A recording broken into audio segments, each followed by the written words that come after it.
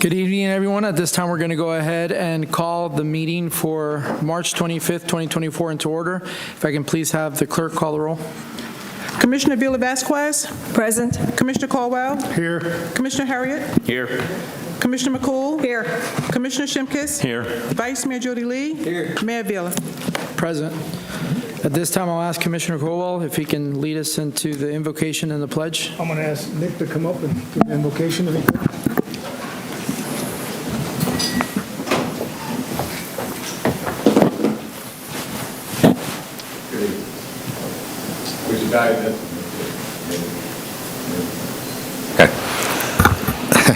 Heavenly Father, we thank you for this wonderful day that you've given us in the city of Deltona, this opportunity to come together tonight, Father God, by your grace and mercy. And Father, we come that way tonight. Through your Son, Jesus Christ, by the power of the Holy Spirit, we invoke your presence here even right now.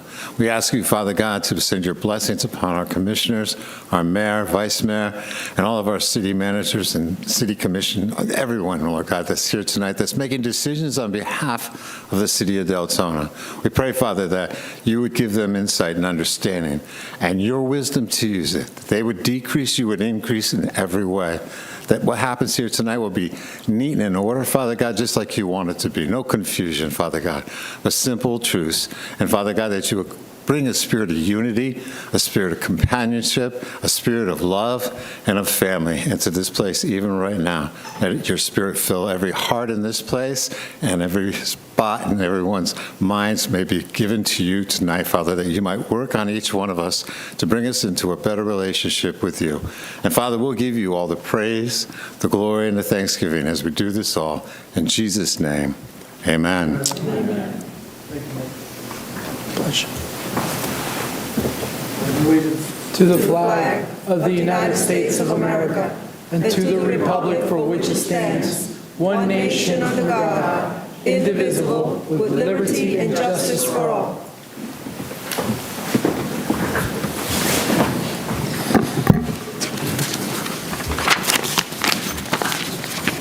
All right, at this time, we're going to go ahead and do approval of minutes of the regular commission meeting of March 4th, 2024 as presented. So moved. So moved by Commissioner Avila Vasquez. Second by Commissioner Colwell.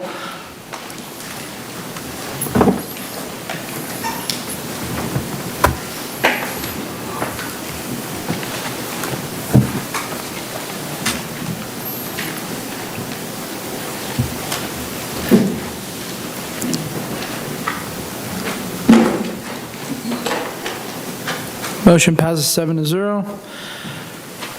This time we're going to go ahead and have presentations, awards, and reports. We have a presentation from the Hispanic Chamber of Commerce of Central Florida.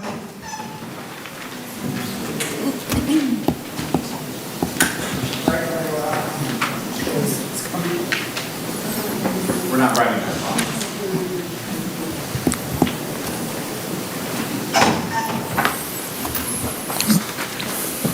that. All righty. Can everybody hear me okay?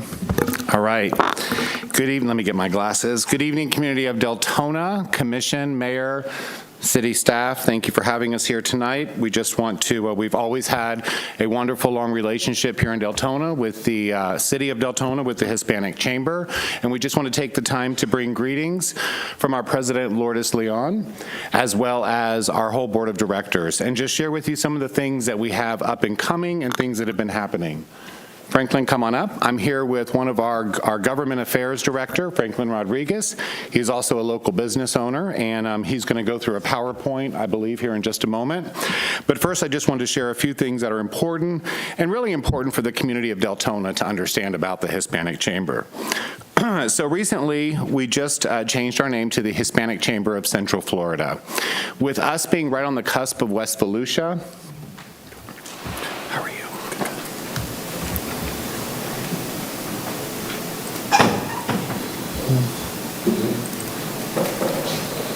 There we go. You can leave it there. Thank you. Much better. All right, little visual aid. With us being right on the cusp of the Seminole County line, obviously here in Deltona, we found that a lot of our businesses were they were crossover businesses. They were going from Seminole County to Volusia, and to be able to offer our business community a bigger market, more opportunities to grow their small business, we have now branched out into Seminole County as well. So we changed our name because to reflect that to the Hispanic Chamber of Central Florida. We now serve Flagler, Volusia, and Seminole County. We're here to share the importance of collaboration for economic growth in our community. Our mission is to advocate for Hispanic businesses and professionally by connecting non-Hispanic businesses with the growing Hispanic market. That is a big opportunity. As you know, here in the city of Deltona, we have just a beautiful, diverse culture made up of so many different nationalities, and the Hispanic community is very strong. I think we're at 42, 43%, but don't hold me to that.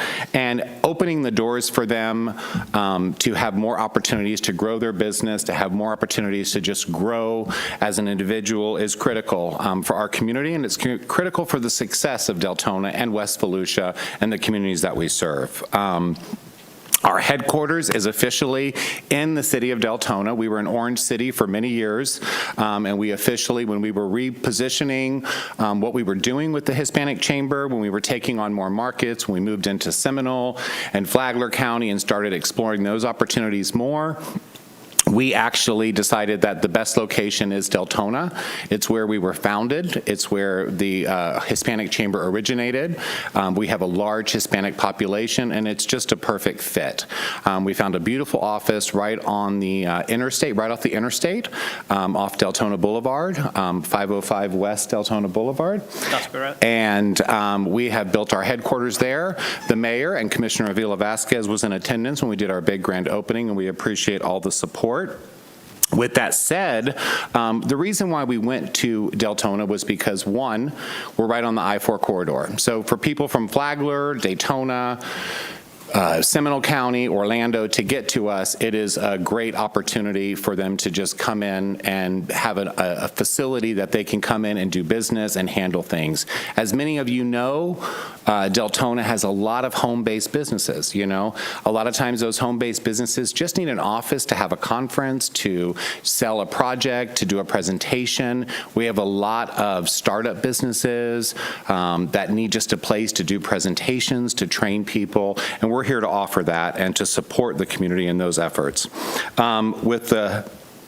Our Chamber of Commerce also is really important on collaborations. You know, the more network we have, the more opportunities our members have. So our network, we have MOUs with many chambers from Daytona Regional to Seminole Chamber to Flagler to a bunch, DeLand and Greater West Volusia, because keeping those positive relationships and making opportunity for everyone, including their chamber members and our chamber members, is critical. And we want our members to have a lot to be proud of, and we want them to have tons of opportunity. It's not unheard of for you to see our chamber members visiting the local DeLand Chamber and sharing with them going to their networking events and getting their business out there. Our past president, Elsie Mendez, I always brag on her because she's an amazing networker, and she just knows how to really get out and sell her business. And you can just see her working all over town, going to all the different chambers and really networking. And that's what it's all about. We all should be collaborating and working together. We are fortunate to have, we also have a collaboration and an MOU with Puerto Rico, with the Puerto Rican Chamber, and we are hoping to make a visit there later this year and expand some more opportunities for workforce development and so forth. We are really grateful for a lot of our corporate partners, some of them of which I've seen tonight: Duke Energy, Halifax Health, Advent Health, Fairwinds Credit Union, all doing business here in Deltona, big economic engines for our communities, and we're fortunate to have their support to be able to offer many of these services to the community business owners, from small businesses to large businesses. We have several events that we've done in Deltona over the years, one being our Latin Festival. We officially are bringing that back during Hispanic Heritage Month. We were off cue on that due to a hurricane that came through a couple years ago, and we just never got back on track. So this year we are back on track, and we are always so grateful and supportive for the city, for Mark and his team, and Glenn and everybody at Public Works that always there to support the community in that event and give us what we need to make it happen, to really put on event for the community. Last year, we were able to hold a procurement training at the center of Deltona, where we had speakers, everyone from Volusia, Flagler Career Source, to SBA, from the state, and all coming in to really help our small business community have tools and learn where the resources are throughout our state, throughout the United States, throughout local entities to help grow their business and make their business better. That's really what we are. We're a resource for the business community, and that's important. I think we had over 150 people at that event, and this year we're projected for like 300. That'll be at the center again. Soon we have our upcoming Valor and Healthcare Awards. That'll be on March. He'll go over it in the we had to change the date due to a conflict. April 18th. With League of Cities dinner, but we've got a new date now. It'll be at the beautiful center at Deltona. Over the years, we've had our iLatina Gala there, Three Kings Festival. So I just want you to know it's a two-way situation. We're here. We want to support our community. We want to make sure that we're spending money in Deltona. There's many things that we want to collaborate with. We want to work together because together we can impact our small business community. We have so many success stories, including Franklin standing here by my side, and so many more to come. So I'm going to let Franklin go over a few things. I have 2 more notes, and then if there's any questions that you have, or if you were to be obliged to say, how can you help, we'll be happy to answer that question too.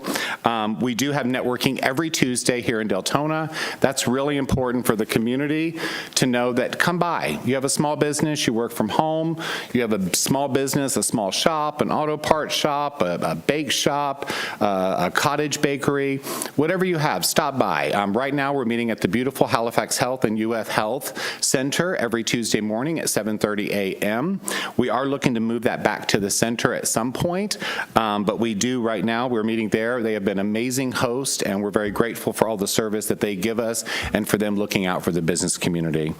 I also just want to take a moment now to just introduce our board of directors. You can go to our website. I believe, Franklin, we were just on the cover of My Deltona magazine. There's a wonderful story about our chamber, and then Franklin can hold it up for you. He gave 8 packets, one for you, Glenn, and the rest of you up there, and of course Joyce for the records, but it just shows just the different things that we're doing. It's got all of our upcoming events. Franklin will go over some of those now. Franklin, we have an amazing iLatina program where we really take Hispanic women and Latina women and we uplift them. Many of you have been to those events, and we really give them empowerment opportunities to grow and become a better business person, a better professional. Our board of directors is very diverse. We have everything, I'm going to forget somebody, but we have everything from Honduras to Peruvian to Puerto Rican to Venezuelan, our president, to American, to just so many. So we just have, if I forgot any of you, I apologize, but please go check them all out. They're dynamic individuals. The most impressive thing about our chamber is it's made up of volunteers. So this is community-focused individuals coming together to make a difference and support each other's businesses in the community. That's a lot. We have a president who is very driven. Lourdes is extremely driven. Sorry, Lourdes, she works us to death, 40, 50 hours a week in a volunteer position, but we're grateful for her vision, and we're grateful for what we have and what we can grow from. And with that, I'm going to turn this over to our Government Affairs Director, Franklin Rodriguez, and he also has some packets that he's given to the clerk, and I hope you take the time to read them, and thank you for your time this evening.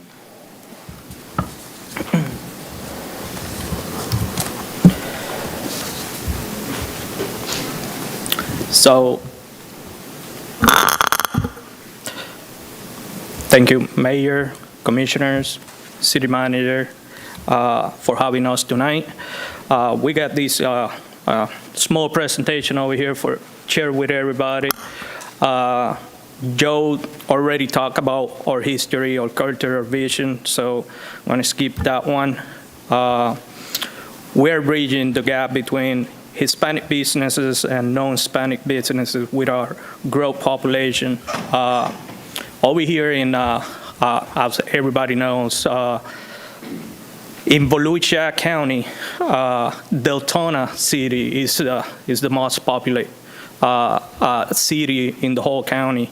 With that being said, 84,000 people that they are Hispanic are around us. That's a lot of people. So what is our mission, like Joe was saying, is trying to get those small businesses, garage, bedroom type of businesses, and come out and do business with big corporations, like he was mentioned, and vice versa, big corporations doing business with small businesses. So that is our mission, and we are very focused on that one. Our Hispanic Chamber, this past year, we have a growth of 112%. That is not counting with the latest transfer of memberships with the West Volusia Chamber. Now we are very close to the 400 members. So here is some of the other chambers that Mr. Joe was referring to. Anywhere from over here around Volusia County, all the way to Puerto Rico, and we got a little bit of communication now with Dominican Republic. So we've been traveling a lot, just representing. Some of our signature and networking events, our Latin Festival, is going to be now, like Joe was saying, in October. Now coming, we move it from March to April 18, or Healthcare Values Award. We mixed these two together this year because what happened with the transfer membership with the Volusia Hispanic, the West Volusia Chamber. So we're trying to combine up to 5 other events that we don't have, and because these happened at the beginning of the year, we try to accommodate and make these events to happen. So what is coming up right now on all these events is the legislative, we're not doing the luncheon this year, we're doing the breakfast, just because the ability of the center over here in Deltona. And again, another ones like the Business Expo, Hombres de Éxito, the Installation Banquet, the I-Latina Retreat, the I-Latina Gala, and all these other networking events. We are a total of 15, 16, and they keep adding. So we are very busy. So here is our Latin Festival that we just did now in February. Due to the hurricane season impact us on October, and we move it around. But it was a very good event.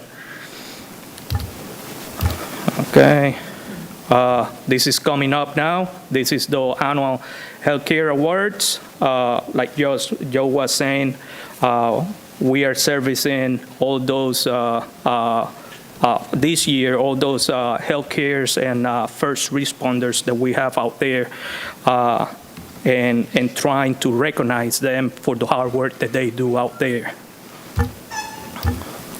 I-Latina Awards Gala this past year, it was very impressive. We have up to 212 nominations this past year.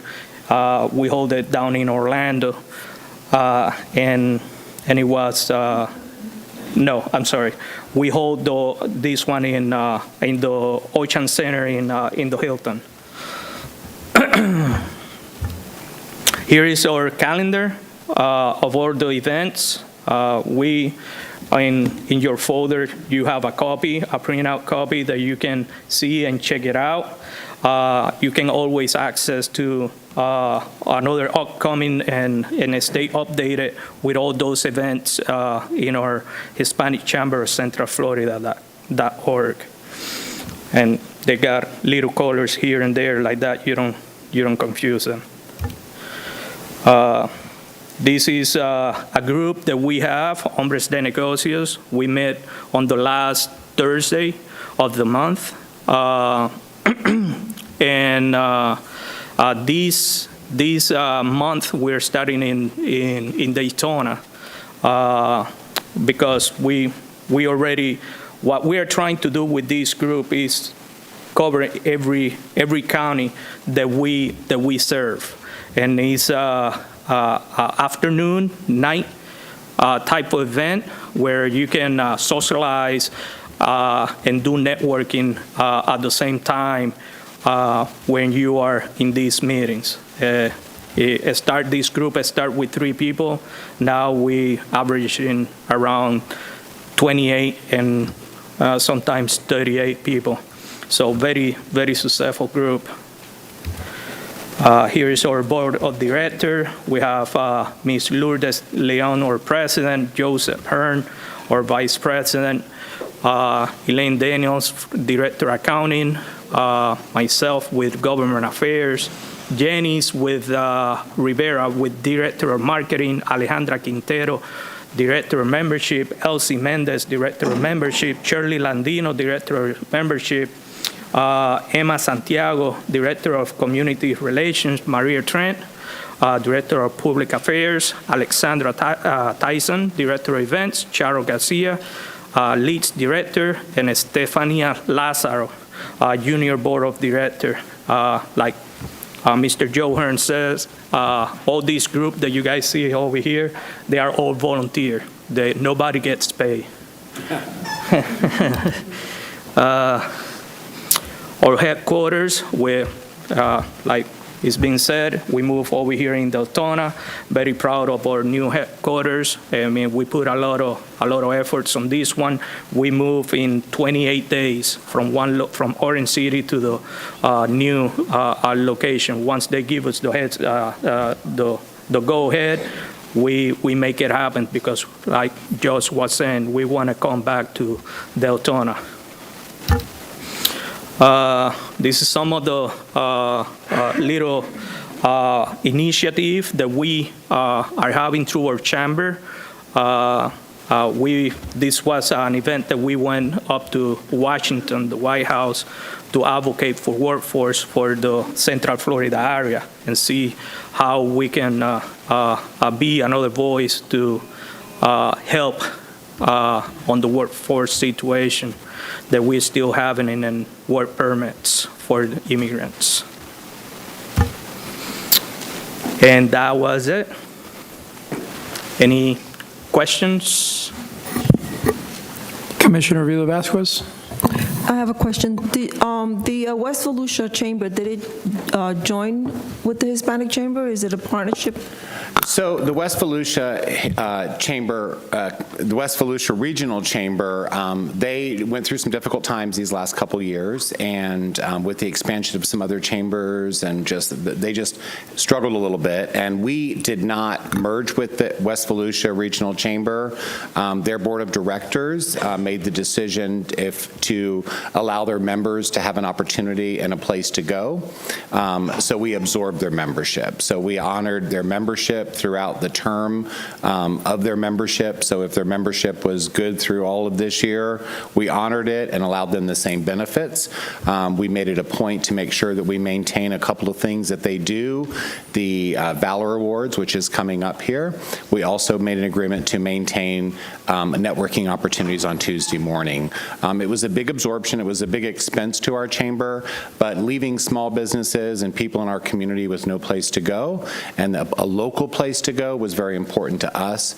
We had a great partnership with Sherry and their board of directors with that chamber, and so it was just the right thing to do. So when they reached out to us and said, can you help us, can you give our members a place, we did. And now Halifax Health has been so gracious to allow us to do our morning networking there on Tuesday mornings, 7:30, for anybody who wants to come. There's no charge. If you're a local community resident with a business or any reason, a professional, you just want to build your professional network, please stop by every Tuesday morning at 7:30. It's always a great time. Of course, the Hispanic Chamber adds their Latin flair, so it's even more fun. But that's basically what happened, Maritza. So we are fortunate to have some amazing members that came out of it and some great things. So some of the programming that we are continuing, obviously the AM Connection, it's now the West Volusia Connections every Tuesday at 7:30. And then we also are continuing the Legislative, which is a breakfast this year. That's coming up at April 9th at the beautiful center at Deltona. And then we also have our Hobnob coming up, which is also at the center at Deltona. And then we also have our Healthcare Awards, which is also at the center at Deltona. Does that answer your question, Commissioner? Thank you. Okay. Well, we have no other questions. Thank you guys for the presentation. Absolutely. We Thank you for your appreciate time this evening. Thank you. Thank you so much.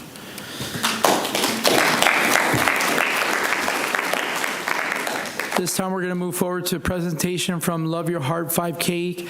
It's a check presentation to the American Heart Association. Yes. Hi, thank you all for being here today. I'm going to try to keep it very quick. We basically want to thank everyone who participated, volunteered, and contributed to the Deltona Love Your Heart 5K. The event was a huge success. We were only expecting about 200 registrants, and we had about nearly 300 participate in the 5K.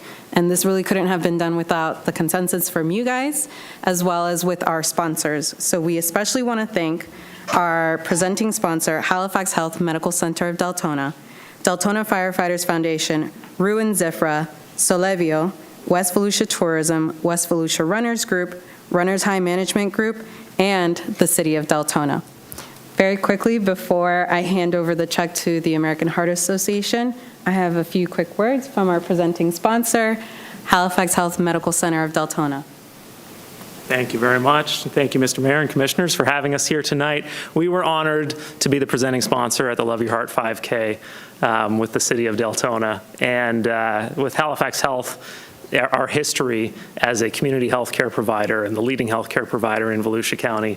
As being a community healthcare provider, we are also members of the community. We invest everything in the community, and part of doing that is investing in our community and events like this to be part of that. So thank you for allowing us to do that and to help to support the American Heart Association. And then very quickly, we have Kelly from the American Heart Association.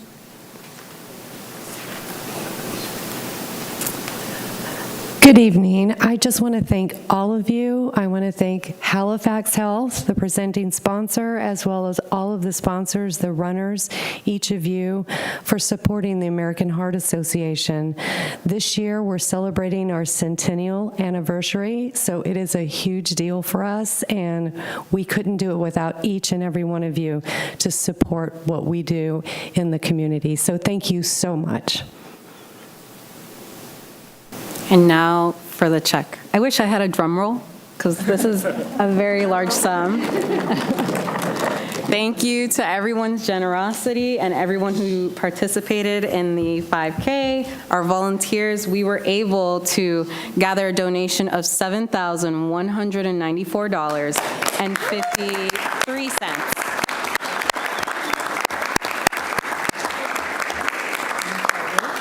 Thanks to Kelly. Oh my gosh, this is just wonderful. Thank you. That's a good check. Yes, it In a lot of ways. Thank you so much. Hey, Adeline, I think the city wants to take one more. Catherine wanted to take one. And Al was as well. Ben. I think Al was trying to get a photo too. Oh, there you go.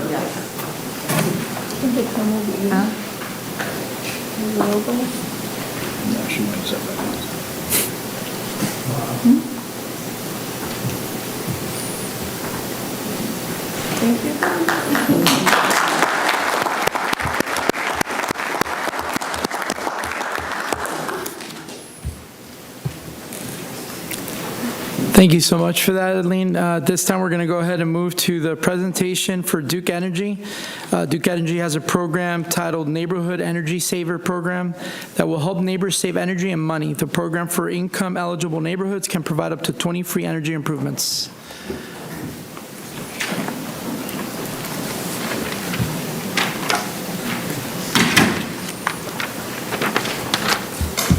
Somebody leave their phone.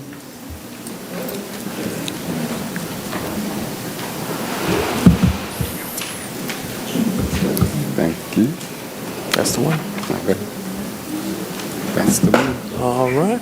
Good to go. And all I have to do is pay for it. Oh, we already have. We have them, yeah. Just be right here. Good to go. But there's a difference in what you have and what she has. Oh, Yeah, I'll pass it.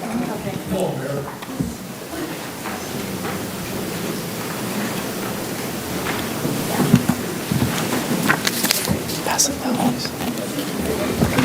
I won't go sign for it anyway. Well, first of all, I'd like to say good evening, Mayor Avila, Vice Mayor Lee, Commissioners. Thank you very much for allowing us this opportunity to be able to come and share this wonderful program that we have here at Duke Energy. You've already met Patty, but I would like for you to also meet what I call my ride or die, Monique. That's Miss Monique Trice there. So this program that we are talking about, Monique and I go all over the countryside bringing this program to neighborhoods such as Deltona. The reason why I wanted to give you a newer copy is because it actually has a better map that you can follow along with me on these areas that we are talking about implementing here in Deltona. So, the Neighborhood Energy Saver Program.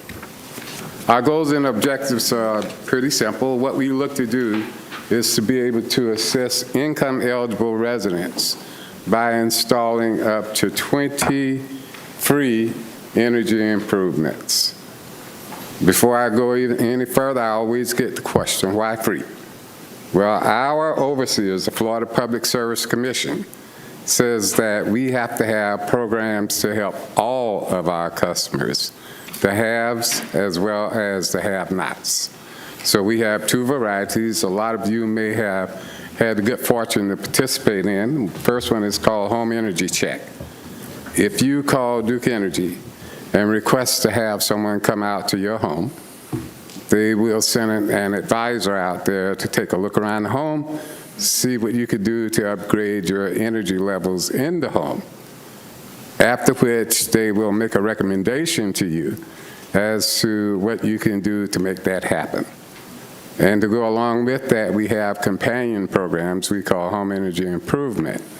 And with those, we can offer you a menu of offerings from insulation, air conditioning, windows, and we are sharing the cost with you. But the Public Service Commission says, well, what about the have-nots, the folks that don't have that discretionary income to be able to implement a lot of these items in their homes? So they encourage us to be able to create a program that would address those folks.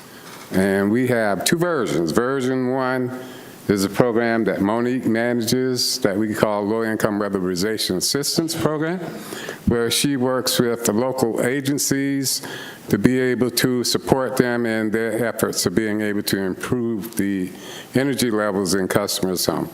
What we're seeing tonight is the second version of that. So it's at no cost to any of the residents that meet our profile and participate. Another component is education. I've been around the company for 42 years, started out in customer service. And one of the things I found out in customer service is people don't know. They don't know until they get that big bill and they call us and then they want to tell us something's wrong with our meter. So what we have to do at that time is to start helping the customer to understand the impact of where they set their thermostats and the different components that they have in the home that will actually use all of their energy and make the bill go up. So education is very personal for me, and it's also an integral part of what we do at Duke Energy.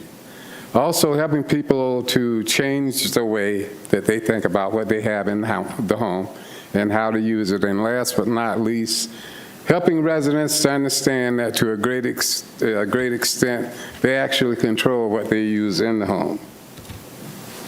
So eligibility requirements. When we were creating this program back in 2004, we did not want to come up with a Duke Energy criteria. What we wanted to do is to utilize the same requirements that any other program that customers participate in. At the time, it was the Department of Economic Opportunity. Now I believe it's the Department of Commerce. Also, we will do single-family homes and apartments, manufactured homes, anything that's a home for a customer. Doesn't matter to us whether they own or rent. All we require is that they are Duke Energy customers and that they reside in the census block or the area where we are looking to implement the program. Now, the disclaimer, of course, and there's always a disclaimer, is if by chance you've had this home energy check before we came along, then no, we cannot reimburse you what you may have spent on being able to upgrade the different things in the home. So this is the map, or what I wanted to give you a better copy of. And the reason being is because once I looked at this, then I kind of realized that you guys may not know particularly what I'm making reference to. So let's see if I can make this work.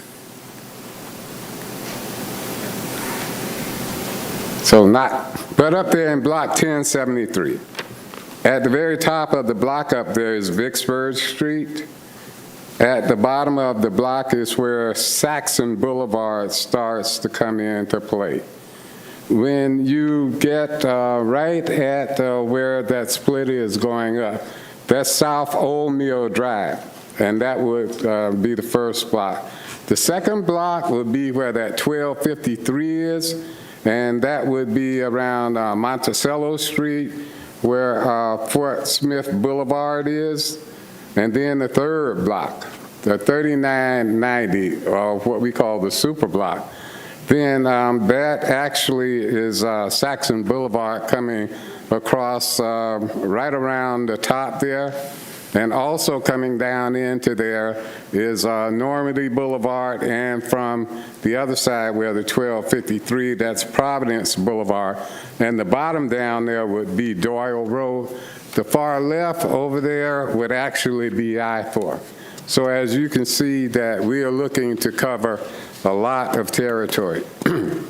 What we would like to do, if at all possible, is to start our campaign in June, probably about mid to late June.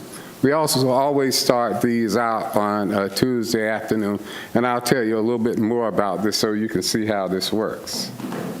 So how do we get the word out? Well, first thing that I will tell you is our process for identifying customers. We actually have a mapping tool where I can go in and pull up a map of the United States. I can plug in Deltona, Florida, and it will give me what you just saw. After it gives me all of that information, it will start to populate red dots and blue dots. The blue dots are who we are actually trying to capture. So once we get the blue dots, then I start the process of drawing boundaries, much like what you just saw. And it also gives us all of the information that we need to be able to identify these customers and to be able to get the information out to them. Before we even start to implement the process, this is the first stop so that you can hear what we are talking about doing and where we can solicit your participation in helping us to be able to make this possible. The next portion of what we use that information for is to create a notification campaign and then a production schedule by which they will work. So the notification campaign is how we start to get the information out to the resident.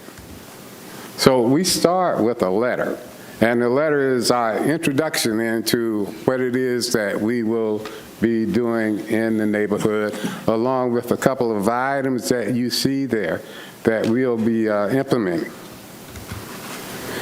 Then we create this community information session, or what we call a kickoff event. And what we're actually doing is inviting all of the residents to come to a location to hear about the program that we're looking to bring into their community. So this is what a kickoff session looks like. So it's something very similar to what we're doing right now. This was one that we just did over in East Altamont.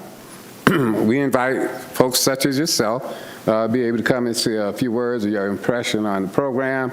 We invite community leaders, and the program probably lasts every bit of 30 minutes, and the next hour is spent fellowshipping and eating.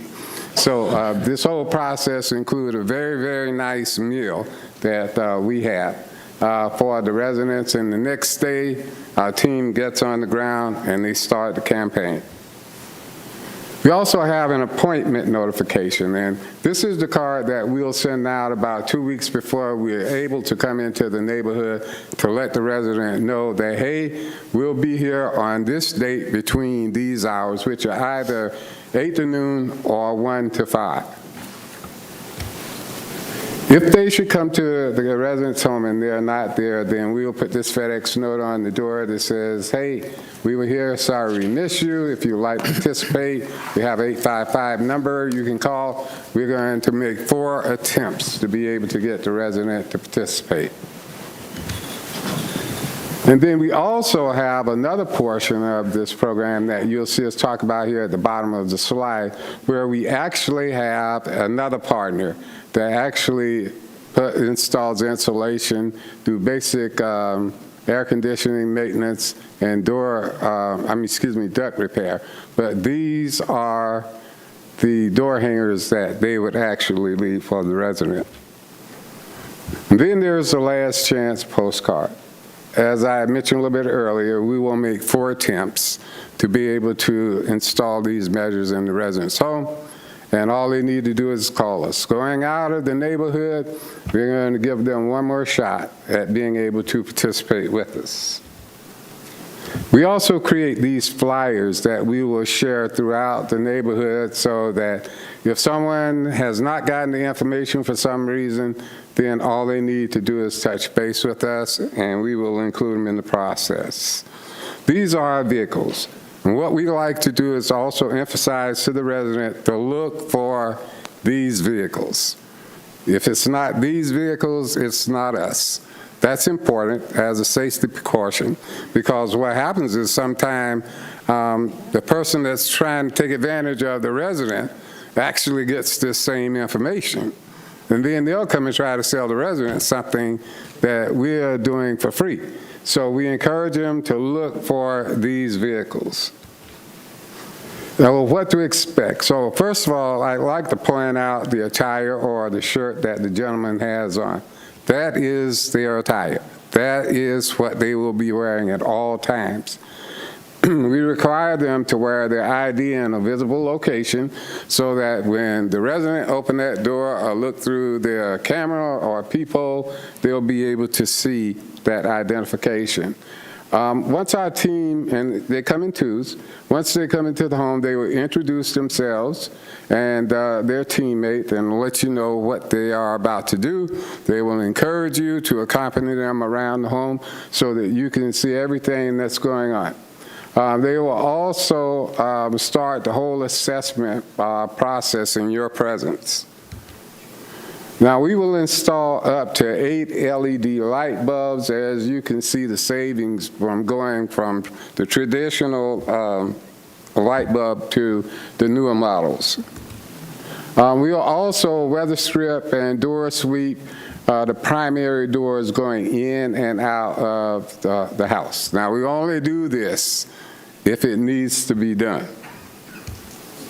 We will install up to 3 water flow restrictors in the kitchen. There's a swivel head attachment. In the bathroom, those are fixed items. We will also check the temperature on the water heater. And this is important. You'll see in our last slide, and next to the last slide, the importance of making sure that you have the correct temperature.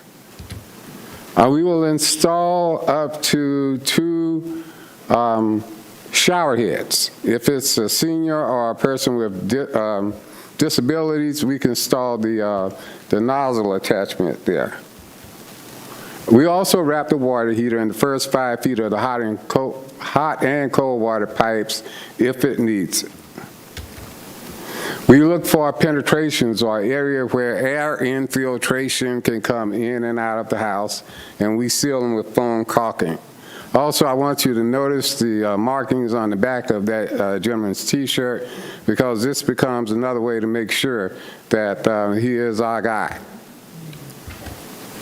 We also put temperature cards in the freezer and the fresh food sections of the refrigerator to make sure that the settings are correct. What I like to tell residents is to look for medium settings. If it's 1 to 6, you put it on 3. If it's 1 to 10, you put it on 5. Also, we will put this digital wall plate thermometer on the furthest wall away from the inside unit, or what's called the air handler. The reason that we do this is so that the resident can get a relative idea of the temperature that's actually in their home. Now, where this comes into play is if it's reading one temperature at the unit, another temperature by the time it gets to the outer part of the interior of the home, then they could just make the correct adjustment to make sure that it is reading correctly. And this is my favorite slide back here. And the reason being is because, believe it or not, a lot of people may not know that they actually have a filter, or for some reason they're not able to get to the filter. So what we do is to make sure we point out where it's located, encourage the resident to make sure that they are looking at that filter at least once a month to make sure that it's clean, because if that filter gets clogged up with dust, then that becomes another problem. We also install these covers if there are, they have window units inside the home. And we seal the duct. Now, this is sight unseen, so most people don't understand that you can lose at least 20% of your air and heat through leakage in the duct system. So our team seals all joints and connections, every place where they begin and end into the customer's home. We will also upgrade their insulation to the maximum that required within the city. So we can go as far as R38, but it has to need it for us to be able to do it. And we do basic air conditioning maintenance. If the unit is really broken down, we can't fix it, but we can do a tune-up on it to make sure everything is running the way that it's supposed to. We provide plenty of information, so there's a 10 tips refrigerator magnet as well as an energy-saving calendar where every month features a different energy-saving tip. And last but not least, this is the last piece of education that we like to share with the resident. A lot of people don't know the biggest user in their home is their air conditioning heating system. For us, what, about 7 months out of the year we're air conditioning?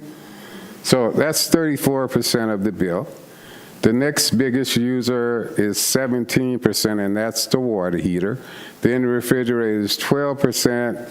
Everything else, with the exception of the heating portion, is on demand, which means that you've got to push it up or down, flip a switch in order for it to happen. And last but not least, we are still very COVID sensitive, so if a resident wants our guys to wear masks, gloves, or whatever, then they will do so before they enter the home. And we like to make sure that residents do have this 855 number, our call center, so that all they have to do is to call it. We'll set up an appointment, and we'll send the guys back out there to do it. And that's how the program works. So like I said, just a matter of us being able to coordinate. When we can make this happen, we will start the process. But also, I'd like to do a couple of things before I take my seat. I'd like to thank Ms. Sheridan Smith, a resident here in Deltona, who met us in D-Land when we were getting ready to implement the program. And she wanted to know why we couldn't bring it to Deltona. So through her hard work and her conversations with many of you, we're here tonight. And also Ms. Phyllis Wallace, thank you so much, for hosting us and giving us the opportunity to be able to talk about the program and being able to help us be able to get to you, and the clerk. Thank you, ma'am, for helping me be able to put this presentation on so that we can share it with all of you. Can I answer any questions for anyone? Sure. Commissioner Avila Vasquez, please. Thank you, Mayor, and thank you very much for your presentation. I think a lot of residents will be calling you up. One of the questions I have is answered there, which was, where do residents apply? And just to make it very clear, they go directly to Duke Energy, not through the city. Well, Commissioner, this is a question that I love to answer. If you get a piece of mail from us, you've already applied. So you're already qualified. We've already identified you. That's how you get the information. So they do not need to call the city for any reason. First step that they need to take is to be able to come to our community information session. Second step is to call that 855 number if they'd like to participate. Sometimes we don't get everyone. So when they come to the community information session, all they need to do is give our team their phone number and their address, and we will sign them up and get the items installed in the home. My next question, you had on the slides of your employees and your trucks visiting the neighborhood. Mm-hmm. Are these calls that are made to you by the residents, or are these the blue dots that you identify in your map? Those are the blue dots. So you automatically just go to these houses that have been identified by Duke? Yes, ma'am, but as I said in the beginning of the presentation, we don't just show up. They're going to get 4 pieces of mail from us, letting them know that we are coming to their neighborhood and coming to their home, the last of which will be an appointment card. Mm-hmm. And it will say, Commissioner, we will be at your house on this day between 8 and noon or 1 to 5. Okay. Thank you so much. We really appreciate it. Thank you very much for having us. Vice Mayor Jody Lee. Thank you. Thank you for your presentation. And I want to see if, City Manager, if you can reach out to the other power company, because I know he's doing his presentation for Duke, but that only covers, I think, a third of our city out of the 42 square miles. FPL's got the other one. So if we can get them in here to do the same thing, I think people should be knowledgeable about all the power companies, because I know I have FPL. So sorry to bring up the other competitor, but they won't do nothing in my neighborhood. You ain't gonna do nothing in my neighborhood. My whole area, it's all FPL. So if we could, they offer the same thing too. So I hope we can get them in here at a future time to let people know what's going on too. I appreciate it. People need it. This is a good thing for the residents. Thank you. Thank you. And let me give a shout out to Mr. City Manager, because he was there with Ms. Phyllis when we came to present the program. So he as well was very instrumental in helping us to get here. Can I answer any other questions for anyone? Yes, Commissioner Avila Vasquez. Yes, thank you. I'm sorry, Mayor. So, the city of Deltona is having a West Volusia Housing Fair April 6th. I'm not sure if that would fall under what we're having. It's about housing, rentals, owning your home, helping your home, how the city can help you fix your home. But before you leave, if you can pick up a flyer and see how and if Duke would want to join us at that fair and give out the information. Reschedule vacancy? You can pick up the flyer and, I will. If it's at all possible that Yes. we can participate, we're coming. okay. Thank you. Thank you very much. Thanks You're for the welcome. invitation. I just want to thank our resident because she was very diligent about reaching out. And I mean diligent. She wanted to make sure that other residents actually was able to, yeah, so this is important for other residents to see that participation does pay off. And thanks to her efforts, other residents here in Deltona are going to be able to benefit out of this. So thank you for your hard work in making sure this happens. Thank you. Thank you very much, everyone. Thank you. This time, we're going to go ahead and start with public forum. Lillian Mendez, then Matthew Shaw, then Christian O'Brien, and then Kathy Bryan. Lillian Mendez, please. Good evening. I feel like I needed my heels today. My name's Lillian Mendez. I am a resident of Deltona. Been a resident for approximately 8 years. I'm also a local realtor and serve on the West Volusia County Board of Realtors, the Women's Council. And with me also is Christina. Christina DeBaradinas, hello. Yes, and she's with Baldwin Title. We were having breakfast a few weeks ago, and we started talking about maybe doing an event together that will benefit our community. And we really wanted to give back during this event. Our goal was to give back to nonprofit organizations, and as we were going back and forth, we didn't know how to choose just one. So we said, why don't we do an event and just invite a ton of nonprofits? So we came up with this idea for to host that Dewey Booster. There's 4 main points that we want to achieve. So I'll let her explain those 4 points, and then I'll wrap it up. Sure. Good evening. So I'm fairly new to Volusia County. I've moved into DeLand about a year ago. My daughter's a teacher at Deltona Lakes Elementary School. I'm in the title insurance industry, but also I've substitute taught in Volusia County District. So I can see the need in our community, not only the need for families to come together and have a fun day, but also the need in the community to help the nonprofits in the area and help the community. So that's how we came up with the idea to have a family fun day. In which park are we going to have it in? Dewey Booster. Dewey Booster Park. Have some fun things going on for the families that aren't going to cost them any money.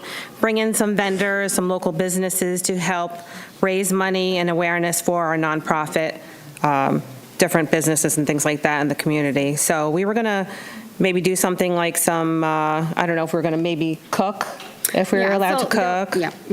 Or if not, bring in some food trucks, family fun, bring in some face painting, have sack races, have some bounce houses at no cost to the community by using our local businesses maybe to advertise themselves at this event, but then therefore they'll get the advertisement, but it'll also be raising awareness for the community as well while they're there and letting the families have some fun.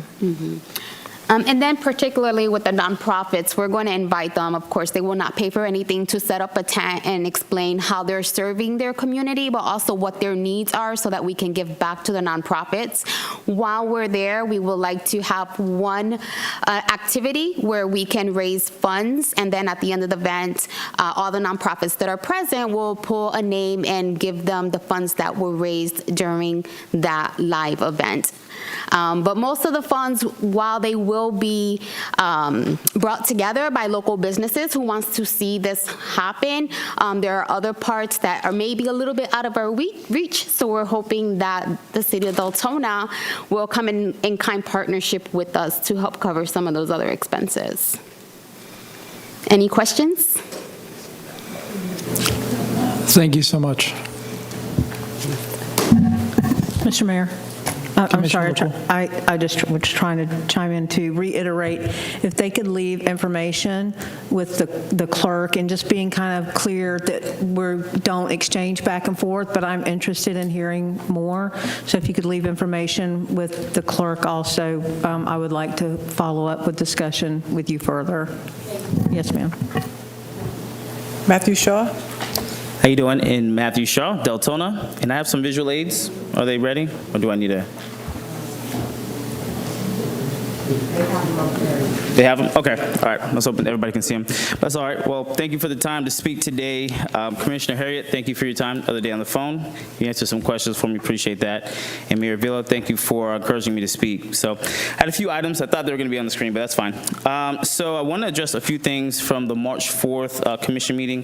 The first one was resolution number 2024-16, the request for approval to contract the Don Bell signs. So you can actually probably see them there. The one on the left that you're seeing, that rendering is what's proposed for the pictures, and the one on the right, wish everybody else can see that, sorry, but they're seeing that there, is actually, I took a picture, an iPhone 13, of what it looks like.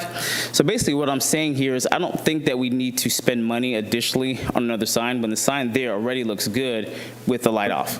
If you look at what you're potentially proposing versus what's there already looks good. So I think that's $18,000 that can go back into the budget, and whenever the funds are available, we can fix it, when that's needed. I don't think that's something that we need to spend money on. I think we definitely need to be thinking about how to conserve money, for sure. Second point I'd like to bring up is the water budget. It looks like by fiscal year 2025, we're going to be $60 million in the red. You can see that, which is a huge deficit. That's a negative situation, like literally. So if you look on the other visual aid moving forward, I see that potentially we're looking to build another athletic center for West Corral for $25 million. And I'm all for West Corral. I'm there all the time, and I understand that for families, but it's really hard to, I'm kind of challenged with, building a new facility when we're going to be $60 million in the red for the water. So if somebody can help me with that, I'd love to kind of understand maybe potentially, what's going on there. And my third and final point was the request for approval for the purchase and annual service agreement for the Lexipol software.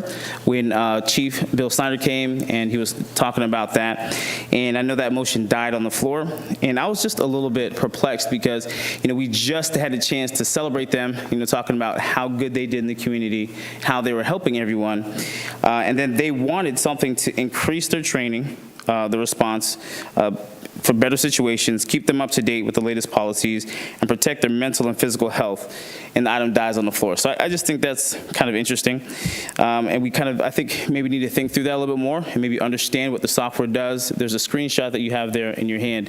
I went to the website myself. I did some research on it. It's a pretty good software. On top of that, I talked to the chief for 5 minutes and understood what he was saying. So I think maybe we should kind of go back to that.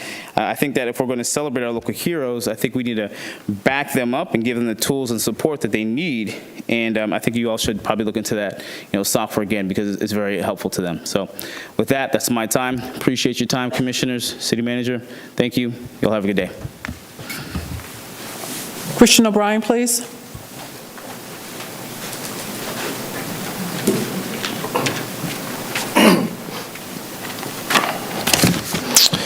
Good evening. Thank you very much for the time. Christian O'Brien. I also wanted to address the last meeting, March 4th, the issue 11A, which was the same consent agenda for that Lexipol software for the fire department. Again, the motion died due to, it died due to lack of motion, and I really think it should be revisited. Unfortunately, I think I was part of that confusion, but the timeline that was kind of relayed to all of us at that meeting, I think, was part of the confusion because it was told like a Tarantino movie. So to just kind of revisit sort of what happened, there was money in the budget that has already been approved that has already been paid for, that was allocated for one piece of software. That piece of software didn't work with an existing piece of software that we already have, and so therefore the fire department wanted to see if we could allocate that money to two new pieces of software. They're both by the same company, but they're just two different apps, if you would. So I think that motion should be revisited and split up into two parts, if possible. One, to approve that policy software as soon as possible. I think having it as soon as possible would give us time to be able to review and measure its usage and determine if it should be included in next year's budget. At the same time, we could also just do a survey with the fire department for that second piece of software to see how valuable that they think a wellness software would be for them, an app, see what their engagement is, and then go from there. We should really stand behind them and at least get their word on that. Now, I understand that since the money's already sitting there, a penny saved is a penny earned, but I think we could at least meet them halfway. I did have a question about what the specific dollar amount would be, because there was some dialogue in there in the motion about being sort of invaluable. And I think, with the deficits we're looking at, things should really be quantified. But it actually could be quantified. The number I came up with was $2 million to $10 million, and that's what a city liability lawsuit we would have to be liable for. So what we would be looking at is $20K for this software versus $2 to $10 million. That's awesome accounting. That's great hedging your bets. It takes the onus, a lot of it would be off the city, a lot of it would be off the fire department, and honestly, a lot of it would be on the firefighters, which is a good and bad thing. But it's up to them and their responsibility. So essentially, they would be watching these videos and then signing off that they watched them. So it would provide a digital paper trail of this governance, of adherence to the policy, of acknowledgement of the policy, which ultimately provides a lot of protection, as I mentioned. Doing it immediately would allow some extra time for us to evaluate for next budget if we should include it. Again, it's the Lexipol software. Some of the content includes lithium-ion battery fires, dealing with drones, social audits, first responder time management. There's some nutrition strategies in there, talking to first responders who are kids, just really valuable content. I think it increases our fire department and city employment branding. It helps get rid of no more paper forms, puts our firefighters first. And again, if we're putting the wellness software aside, at least meets them halfway, which is what we should be doing. We still have the $20K that would be unspent. And then lastly, it's just the right American thing to do. It's a Republican vote. It's a Democratic vote. Small government supporting our firefighters. The next few years, our resources are going to be extremely strained, and before they get relieved, they're going to be pushed to its limit. So we need to be starting to prepare and taking care of our employees and our first responders, things like that. So thank you for your time. Kathy Bryan, please.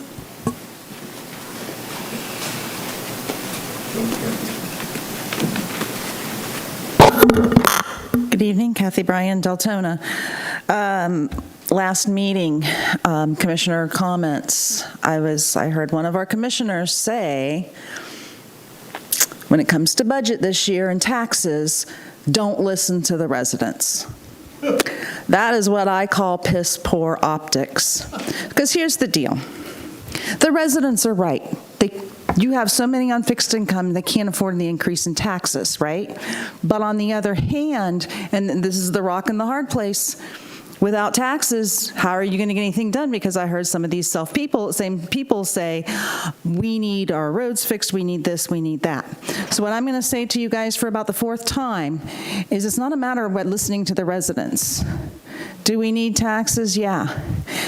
It's what you do with that budget. And it's my hope that we see a line item budget this year.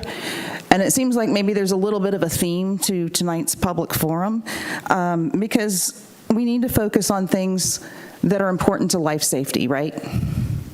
That's most important. Second of all, we need to focus on things that are going to benefit the greatest amount of citizens in the city, right? I'm going to agree. Maybe the 25 million for the park this isn't the right time to do it. I think down the road we need to plan for that. But right now we've got infrastructure issues and bad infrastructure issues that need to be fixed, and those affect the bulk of our citizens. So I don't want to hear, don't listen to the residents again. You've got smart residents. They just know what they can afford and what they can't. It's wasteful government, that years and years of wasteful government, that makes people say, why should I give you my money? Because you're going to waste it.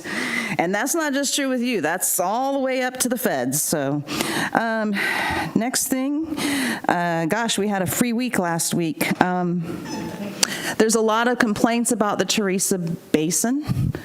And we keep hearing and flooding and blah, blah, blah, and I still have yet to see us talk about land use code or having a workshop on it. I mean, let's face it, if you take a bowl, put some water in the bottom, and then you start stacking items into it, what's going to happen to the water level? Oh, wait, then it's going to rain. Let's add another cup of water. Where's it going to go? Nowhere. And we let people build there because, oh, it's their property. But the point is it wasn't the best thing for everybody, right? So, waiting. Thank you. Have a good night. Lindsay Briones, please.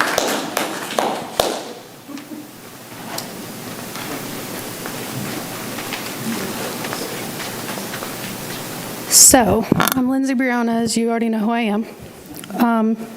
First and foremost, I wanted to say I'm sorry for cursing you out. But I've had a lot of time to sit and evaluate and think some things over. And I decided to forgive you for what you did to me and my family. And it's not because you apologized or because you acknowledge the pain that you've caused me and my family, but because my soul deserves peace. I understand you're fighting your own demons, as is everybody else in this room. I wish you nothing but success and good health, and I hope that you learned from this decision that you made, just like I have learned from my own decisions. I won't forget what you did, and I still see what you're doing on social media, but I forgive you, and I just wanted you to know that.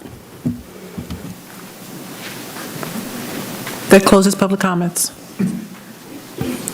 Thank you. At this time, we're going to go ahead and enter into a public hearing. If I can have the city attorney.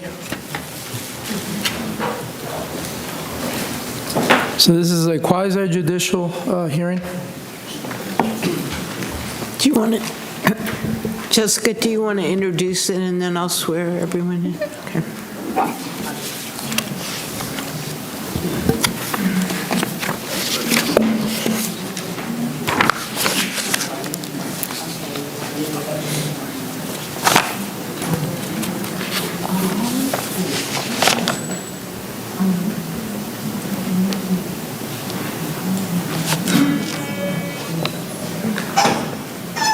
I don't think mine's on here.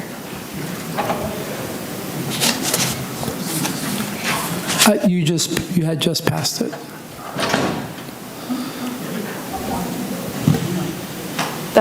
None of these are mine. Ruben's coming. You good? Which was it?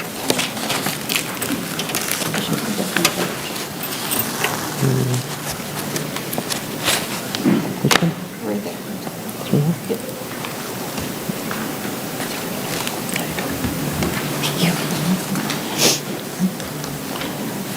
All right, good evening, everyone.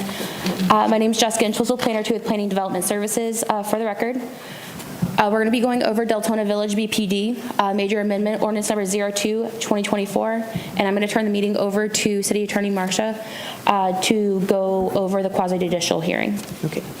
Anyone who wishes to be a witness in this case or to speak in this case, if you would please, if you have standing, or witness, if you will stand and raise your right hand. Does anyone wish to speak? Okay. Is that everybody? Any witnesses? Kim, you have any witnesses? No? Okay. Do you swear to tell the truth and nothing but the truth so help you God? I do. Thank you. Is there anyone else, if there's anyone else that wants to speak that doesn't fall into those two categories, please just fill out a form to speak in this matter. The next thing then, at this point, then we ask the mayor to poll his board with regard to ex parte communications. Commissioner Davis Merritt, do you have any ex parte communication? I did have communication with Mr. DeMarsh. Commissioner Troy Shimkus? Yes, I met with the applicant. Commissioner Avila Vasquez? None? Commissioner McCool? Yes, myself and staff have met with the county. Commissioner Colwell? None. Vice Mayor Jody Lee? I've talked with staff, the applicant's attorney, several times. But None.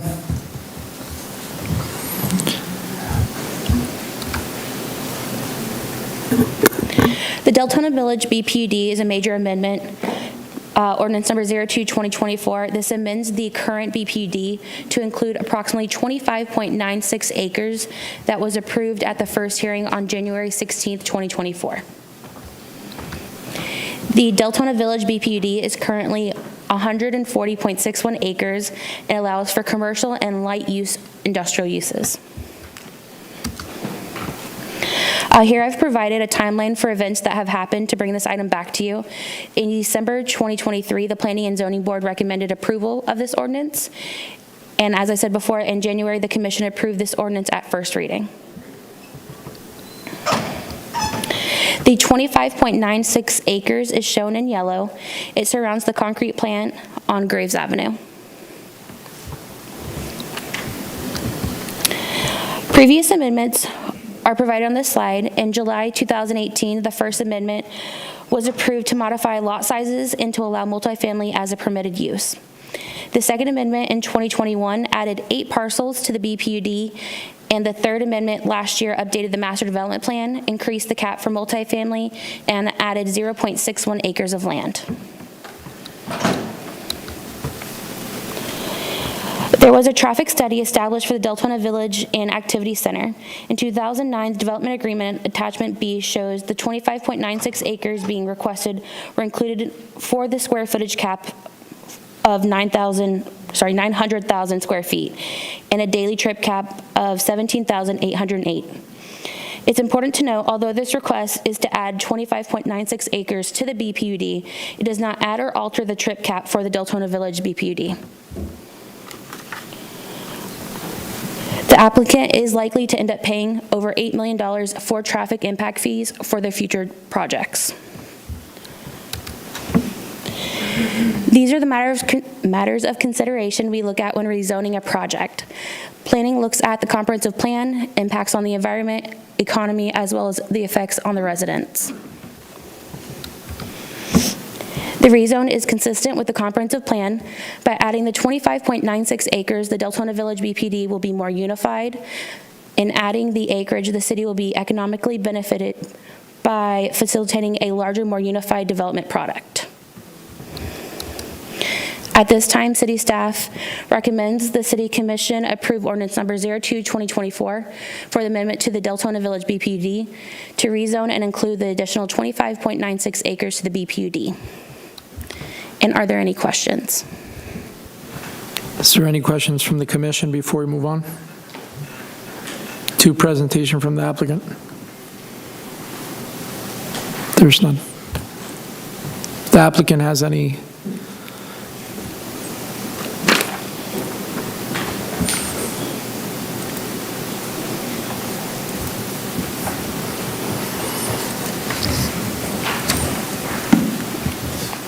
Thank you.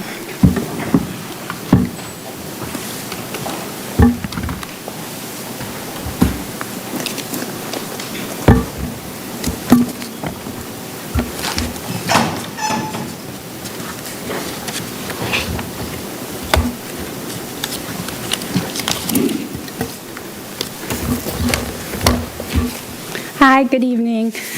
Giselle Calderon-Cruz on behalf of Booker and Associates, representing the petitioner Deltona Retail Holdings. We're here today on the second reading of Ordinance 02-2024. I'd just like to make one comment as to the planning and zoning staff's comment as to the map.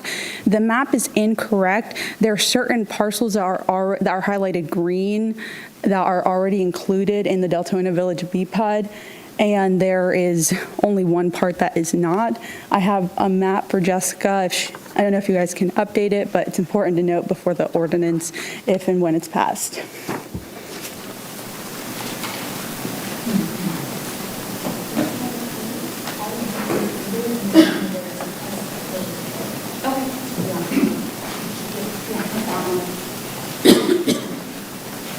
Okay, and so we're here today on a second reading of this proposed ordinance, and first I'd like to thank staff for all their help in getting to this point. It's been quite a journey, and we're here today basically to, oh, my PowerPoint's gone. How do I get it back? Oh, okay, there we go. So we're basically here today in regards to these 26 acres that are outlined in red on the right-hand side of the PowerPoint. And so the Deltona Village BPD is the big square on the left-hand side, and what we're trying to add to the Deltona Village BPD and annex into it is the 26 acres outlined in red. So that currently, the Deltona Village BPD is approximately 140.61 acres, and by annexing in these 26 acres, approximately, it would increase the total acreage to 166.57 acres. Currently, this 26 acre, I'll refer to as the ICC parcel, is already zoned as Deltona Village BPD, and it's important to note that initially when the development agreement for the Deltona Village BPD was adopted in 2010, it actually was included in the traffic impact analysis, and this exhibit you're seeing on the PowerPoint is actually Exhibit B from the development agreement. And so initially the 26 acres was contemplated together with the Deltona Village BPD property as to the vested 900,000 square footage because it was part of the ICC development agreement that was never recorded due to the part of the city where it was just sitting on the city's desk. However, nonetheless, it was included in the traffic impact analysis. So by the petitioner's request to annex in these 26 acres, it does not affect the trips or entitlements or uses that Deltona Village BPD is already entitled to use. The only difference, and I think it's important for the commission to understand, as well as the constituents, is that the Deltona Village BPD entitlements that they are allowed to build out, the uses and trips that are vested as recognized by the previous ordinance adopted by this commission last June, will be developed. However, it could be developed over additional acreage. Specifically, this additional 26 acres would spread out the use over 166 acres as opposed to 140 acres. And this is important to reduce the density and reduce the burden on the city infrastructure, which, as mentioned by a constituent earlier, is a very important policy to the city of Deltona. And it's the annexation of this 26 acres into the Deltona Village BPD, it's not only consistent with the land development code and the comp plan, it results in a unified and efficient development pattern, and while also reducing the density, intensity uses in that area.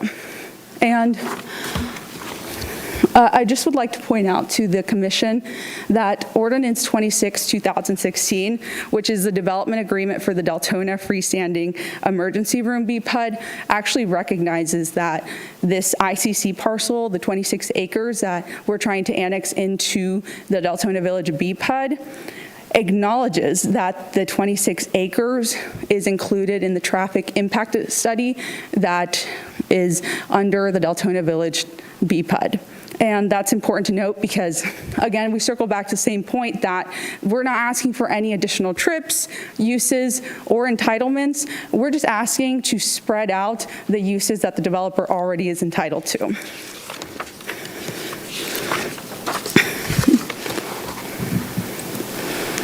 And I would like to point the commission to actually Ordinance 4-2023, specifically to note a few points. The first being that this commission just recognized that the traffic trip reservations under the Deltona Village BPD are vested and will not expire. And second, that the City Commission cannot require public roadway improvements so long as the development programs remain consistent with the approved trip reservations. So there are trip reservations available under the Deltona Village BPD to be used and to be developed out out, what the petitioner wants to do, again, is just to spread it out, reduce the density, reduce the traffic intensity in the area, and just spread out the development over 166 acres as opposed to the 140 acres. And this is a table that the commission has seen before, but it's important to note a few items on this chart.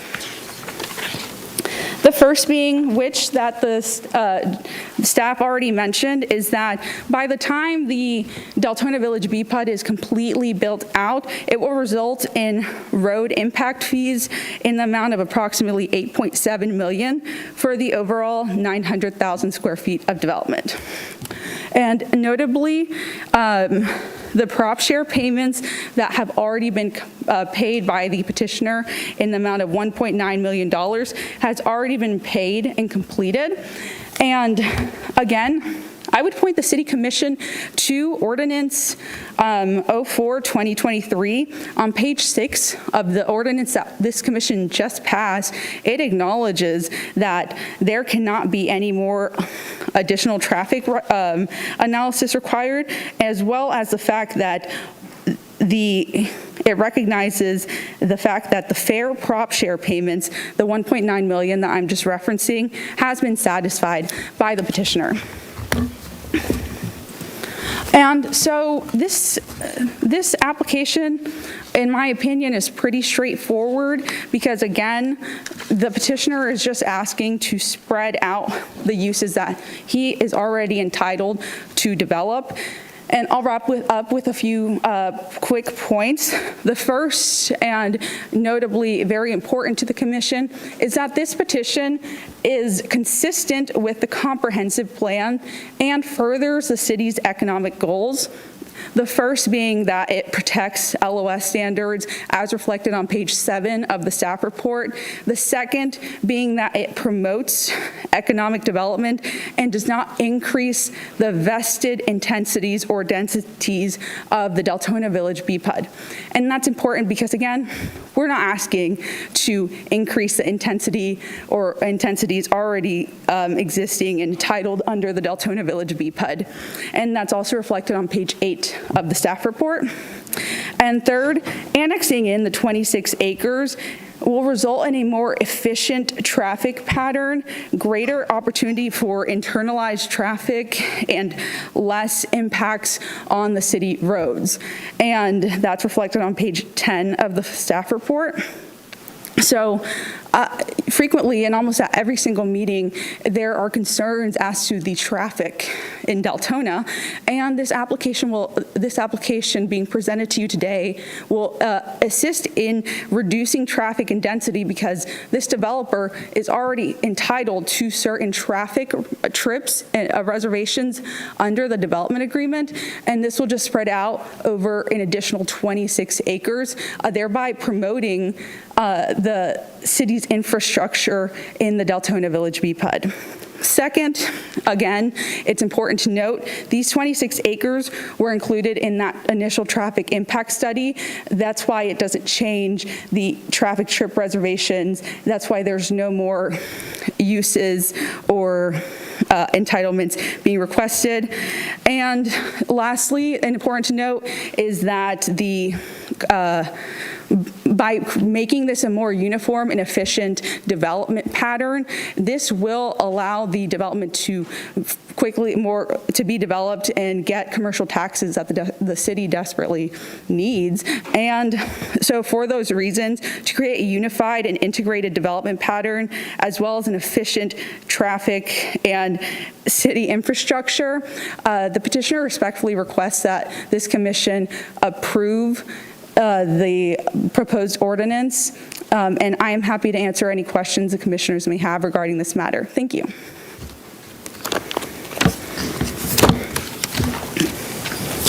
Commissioner McCool? Yeah, I just wanted to be reminded, what was the 25.96 acres taken out of this when we were passing the ordinance the first time? I know that it says that the commission requested it be taken out, but I believe that it was a mutual agreement and I wanted us to be reminded of that. And then asking why we took it out last time also. This last time, why was it taken out when we were voting on this? Yeah, no problem.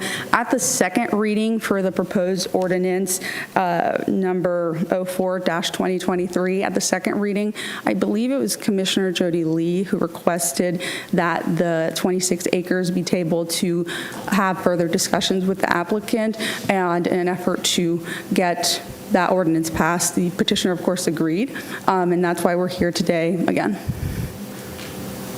Okay, that tells me who took it out, but I'm asking like the underlying reason why we took it out of the amendment the first time, because all of this, we were talking about this all being unified when indeed we took this out. This has been contentious, right? Notably contentious, and what I'm trying to get to is a mutual agreement here, because there's been, and this has been going on for a year, and I would like this amicably finished, which it will be tonight, right? This will be the last reading that we have tonight. And so we have members of the public that have not been here before, and I'm just trying to make sure that there is a clear understanding that each side is really trying to reach a resolution. So I want to understand why this 26 acres was taken out to begin with. If someone can help me get there. I'm not sure if Commissioner Jody Lee would like to chime in, because it was last June or July, but there were several components to the last ordinance before it was passed, so as a matter of simplify it, I'm not sure. Commissioner McCool. Vice Mayor Jody Lee. At that time, there was several different things. It was a fear of what might go there, more fast food places right there, traffic right there on that side of Howland. Not so much the other side, because that's where construction was being taken place with Amazon doing the roads over in that area. But it was the traffic on the other side, on the main part of Howland Boulevard, coming right through there on, what was it, 472 or whatever the highway road is right there. That was my biggest fear about it. And more McDonald's, Burger King, Taco Bells, stuff like that. That was my issue of it was at that time. Commissioner McCool.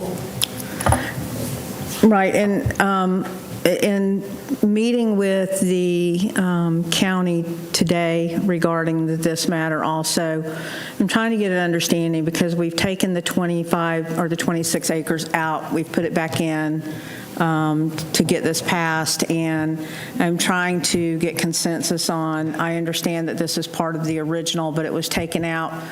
And I would like to get clarity from either the city manager, if I could, or Ms. Wallace regarding what the county's opinion was regarding removing that out or development going through, as far as what the either impact fees or proportionate fair share would be in treating this as a separate, piece of property, or how it would move through the development phase moving forward. If you could please clarify that, if you wouldn't mind that, please.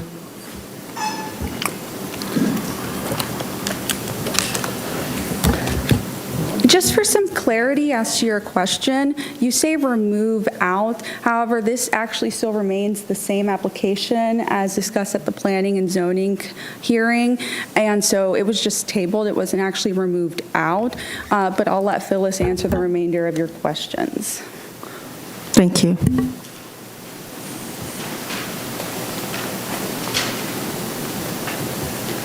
All right, get started. Marcia, should I be sworn in?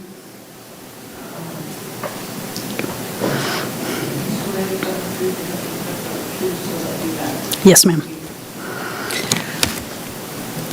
So, if I may, Phyllis Wallace, Public Works.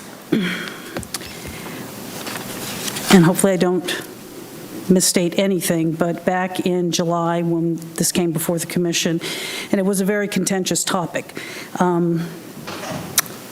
the decision to table the 25.96 acres, I recall, was also because it was being combined with the request by the applicant to add the additional 414 apartments, and that seemed to be confusing to everybody. So the decision, from my recollection and my remembrance, was table that, the 25.96 acres, get forward with the the multifamily apartment approval, and then come back with the 25.96 acres. And then today, in the discussion, speaking about this moving forward, because we understood that there were some issues passed, right, on, and what the real issue to the public is what my fundamental problem was not with the development itself, because I encourage growth in Deltona. I want developers to feel comfortable in Deltona moving forward with responsible development. And that wasn't the issue. The issue is pretty much that through, whether it be our legal department or turnover in staff and planning and zoning or whatever, somehow the exact verbiage that the traffic impact analysis would be in perpetuity moving through the whole development of this, when the traffic impact analysis was done back in 2010. This is what I fundamentally had a problem with, so I was trying to get clarity as I was today. There's nothing that we can do about that. The rights are vested. We understand that. Deltona has to swallow that.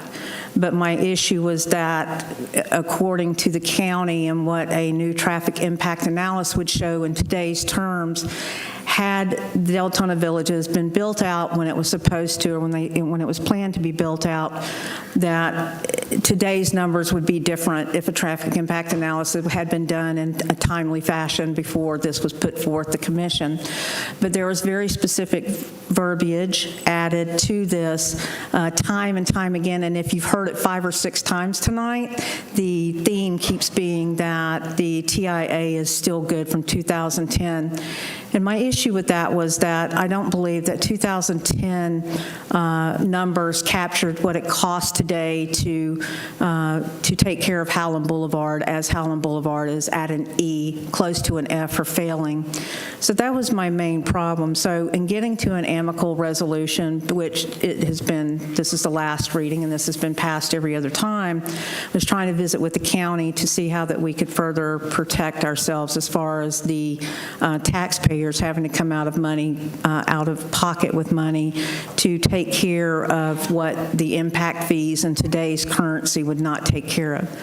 So that has been my issue in asking these questions. I'm trying to get to where we are amicable and not contentious so that everyone understands what the goal was. It was never to discourage development, but it was only to make sure that the taxpayer wasn't on the hook for this. So in today's terms, when we were talking with the county, would you, Ms. Wallace, express what you believe that the county's conclusion was regarding this matter and Howland Boulevard, or how we should proceed through this development after the fact? Certainly, the county's position, from my recollection, and I can't hardly read my notes because I tried this afternoon, my chicken scratch, is that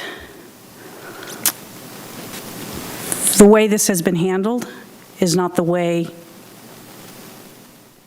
it should have been handled, but I can't go back in time to 2000 and, well, actually, I went back to 2003 with the development in general. Have things been perpetuated that may not be in the city's best interest? Possibly, but those are agreements that the city of Deltona, current, past, and hopefully no future, that the city agreed to, and we are obligated to that. The county did suggest to us, and I will just put it out there, is that we respectfully request that the applicant consider paying impact fees for the potential development of the 25.96 acres in advance. If I may just address a few points that were stated. The applicant... I can't hear. Yeah, I apologize. So first, to address the road impact fees, I don't know how to. Let me just go back to one slide. The anticipated impact fees are the $8.7 million that is considered of the whole 900,000 vested square feet under the Deltona Village BPD. So it's not that road impact fees are not being paid. That's a misconstruction of what's actually happening. And a second point as to the date of the traffic analysis, I would just like to point the commission to the plain language of the development agreement that the city entered into with the applicant at that time, acknowledging specifically the very last sentence of subparagraph D, which states that the city acknowledges that due to poor economic conditions which exist in retail development industry, the TIA phase completion date shall be extended to coincide with the recovery of national economy. Unfortunately, that's out of the applicant's control. However, it's important to note, just because there is no delay tactic on the part of the petitioner, and the development agreement accounts for that. And to that, which I would like to add, I completely agree with you on that. We just have a philosophical difference as to what that amount is, and that's neither here nor there. That's water under the bridge that we cannot change. Yeah. This matter will be put to rest this evening, but just I wanted to ask those questions respectfully of the applicant and make sure, because we have residents that did not understand what the big fuss was, that was brought up. So the rest is in the commission's hands. I wish not to engage any further because it's been quite contentious and mentally racking, and would just like to move on. The case has been presented a lot of times here. I don't wish for any more. I don't wish for any more lashing over this. I simply wanted to clarify what the last meeting with the county said. The recommendation was that to require a new TIA on any new development moving forth out of this, but it's the commission's will what we do. It's been presented. I understand it. I understand we've gone back and forth on this, but I just wanted to clear that up. And Mr. Mayor, that is all I have. Thank you very much. And I would just like to correct for the record, approximately half the road impact fees have been paid, so the remaining will be paid as the development is completed. Thank you. Commissioner Shimkus, and then Vice Mayor Jody Lee. Thank you. So my understanding, and of course, correct me if I'm not getting this correctly, my understanding is that it's been stated many, many times that there are to be no more roadway improvements to be required in any part of this development, because those have all been completed as part of the past developments. My major concern here is that all of this development will be going onto Graves, which is already kind of a problematic place, especially with the Mashmeyer exit being on that one entrance. And this development of 26 acres, I think, would potentially then allow somehow some additional entrances or exits off of Graves in that same kind of clustered area already. So I'm curious as to what scenario, if any, exists in which we had the capacity to determine where those entrances to those 26 acres could be controlled. My preference is that we would only allow entrance or exit to this 26 acres to be constructed at the existing signalized intersection because of the already problematic area on that street. So. Good evening. I'm Kim Booker, Booker & Associates, and I have a long history of this project, a little bit more than Giselle does. We have a master development plan currently that shows the entrances and exits. In regard to the specific site, there's only one entrance and exit, and that is what has been utilized in conjunction and was approved in the prior development order regarding the emergency room. So there's only one entrance and exit from the additional 26 acres. Sorry, none of the maps I have shown that, so I'm curious, I'm talking about just for that 26 acres, right? The wraps around Mashmeyer. There's only one entrance, and that is Mashmeyer's own entrance, right? Then there's what I guess could be the signalized going straight from Normandy, right? That would be the access point. That's what's provided for in the traffic analysis, and that's what's been provided for in the prior development agreement regarding the emergency room. We would do a site plan, obviously, but there would not be, because of the location of the access and the location of the concrete plant, it would be impossible really to have pretty much any other location, because you're too close to a near intersection. So you have intersection requirements. You have the fact that the concrete plant exists there, and so you have to work around that. So it's really going to be an entrance into this is all what would happen during site plan and platting of the entire site, but it would go in from the exit, an entrance that's been shown on there since 2010, and it would go, it'd be a single road that runs into the back of the development. So it's shown as a curve. But it would all be part of a site plan that when the property was developed, depending on what was going to go there. You know, at one point back in 2008, I think, or something, there was a car dealership that was to go there that was going to take up entire that. You know, it never moved because the project never moved. So if it was a Costco, for instance, you know, it would just depend on what's going to go there. My client is not a developer per se. He owns the land. Other people come in and actually do the building and the site and all of that. So it would depend greatly on who he finds to buy it, who's interested in it. Right, yeah, I understand he's only selling it, he's not building it. But like I said, my biggest concern is if you're standing on Normandy looking at this property, that there were some plans or some concept drawings of some kind that indicated some entrance being made to the left of Mashmeyer, which to me is untenable for that area.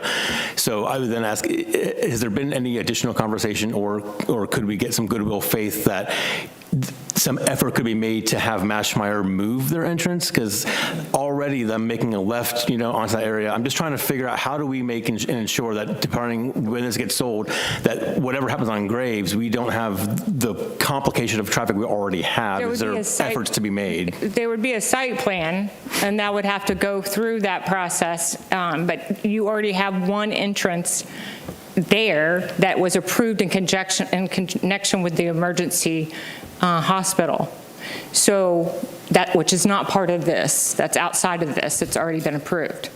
And so again, because of the proximity of the intersections, the location of Normandy and the concrete plant, there is only one location, which was at one point that abutted the concrete plant.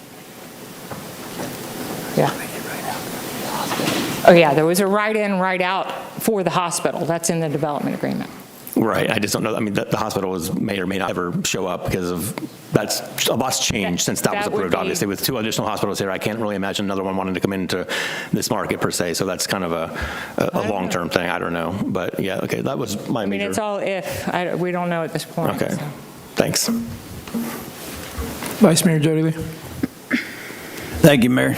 You know, Commissioner McCool, I respect your passion on this. I do, wholeheartedly. And I agree with you 1,000,000% about the updated TIA and all the processes. I hope that sometime in the future we can get this corrected so this never happens again to our city, because we put ourselves in this situation ourselves, and it created a lot of drama for residents, for the dais, for the applicant, for all these people. So I hope we can do something in the future that'll stop this from taking place. And if there's no other other questions on this, I'd like to make a motion to approve ordinance number 02-2024, amending Deltona. We can't do it that way because it's this quasi-judicial meeting. Okay. Sorry. Commissioner Avila Vasquez. Thank you, Mayor. So I do agree with you, Vice Mayor, because the question right now that we are looking for an answer to is what was done in 2010 that was required in 2010, which is different from what is required now in 2024. And the error falls on the city, right? Because we agree on something 14 years ago that we didn't know was going to have an impact on the city now. We never thought that that area was going to grow as fast as it has grown. And everyone is asking for more restaurants. They're asking for more sit-down restaurants and stuff, and that brings more traffic. So the problem goes back again to what was agreed back in 2010. The recommendation of the county to require fees to be paid, or I think I already paid back in the agreement in 2010. So as much as I hate to say this, we have no other choice but to go back onto what was agreed in 2020, agreeing with you, Vice Mayor. And we just have to be careful going forward on what we approve this year, thinking of what's going to happen in a couple of more years down the road. Because the city is growing. I moved here, I think it was maybe 40, 50,000 residents 25 years ago. We're probably over 100, even though the census says we're still in 90,000, but I don't believe that. And we just have to keep moving forward with this. I think we have beat this horse too long. Every time I look at my agenda and I see this on the agenda, I'm like, oh my God. So that's what my comments on this. I think we need to move forward. Thank you. This time, we're going to hear from people with standing, and then we'll hear from if there's any public comments. But right now, it's people with standing. Mayor, I have none withstanding. All right. Is there any public participation? Yes. Eric Alexander, and then Timothy Blodgett. Eric Alexander, please. Good evening, Commissioners. Appreciate Eric Alexander, Braden Circle, Deltona. And I will say I do appreciate, I have to say, Commissioner McCool's kinder, gentler comments this evening. I just wanted, I have no dog in this hunt except that of being on the Planning and Zoning Board. Your staff approves it. We've approved it. It comes here. It's been a standstill. For the new people, I wanted to reiterate that. This started with the fact that the city attorney did not file that piece of property, God knows why, with the rest there. We wouldn't be here at all had the city not screwed that up at that time. It wasn't the city. It was one gentleman. But for whatever reason, this has been, I think you all have spent way too much time and effort on this little 26 acres. No one saw also Amazon. We got, what, 3 million square feet of Amazon coming. There's a lot of things that have changed since then. The poor guy in developing, COVID and all that has come across. But also, I want you to remember, Deltona is really fighting with a reputation of not being easy to work with for developers. Not because of staff. It's always been the dais that has thrown a wrench in the works. Not just you all, the previous ones. And let me tell you what's happening over in DeBerry. They got their minds together. They worked on, they had a space. They're working now with a developer. They got a great what we should have been doing all along. Instead of fighting and trying to find reasons to stifle that development there, that plaza should have been, you're right, it should have, been booming. At one time, there was a very viable developer looking at it. But what happened? He got frustrated mostly with the city. We have developers we deal with right now. I got that new tax office there, the guy that built it out. I had recommended it. He got the bid. We called him for another job. He said, I'll never work in Deltona again. He said, I don't need the heartache. I said, I get plenty of work. We got to change this. And we need to that development should have been already moving towards y'all want restaurants? Guess what's going to happen? They're going to end up going over in DeBerry now. They're going to beat us to it. And they're not going to build a second one over here. Now, we've lost a lot of time on getting a city center, or not a city center, excuse me, a downtown. Everybody tries to say we could have had this been moving a long time ago. But when we have these kind of just, I'm sorry, petty issues, yes, traffic has changed, but what you have finally said, it is what it is. The development agreement's there. It was already set in stone. He never should even been up here in the first place for this piece of property. And what's going to happen with all this development? Yeah, of course it's going to be traffic. I sit up there all the time and see also with the planning and zoning, and everybody complains about every little, even fast food restaurant. It's going to provide some extra traffic. But as I said before, when you develop a corridor like this is a lot of that's going to be. Some of the things we're going to get hit with on those small parcels are fast food and things like that. We need the big town center development.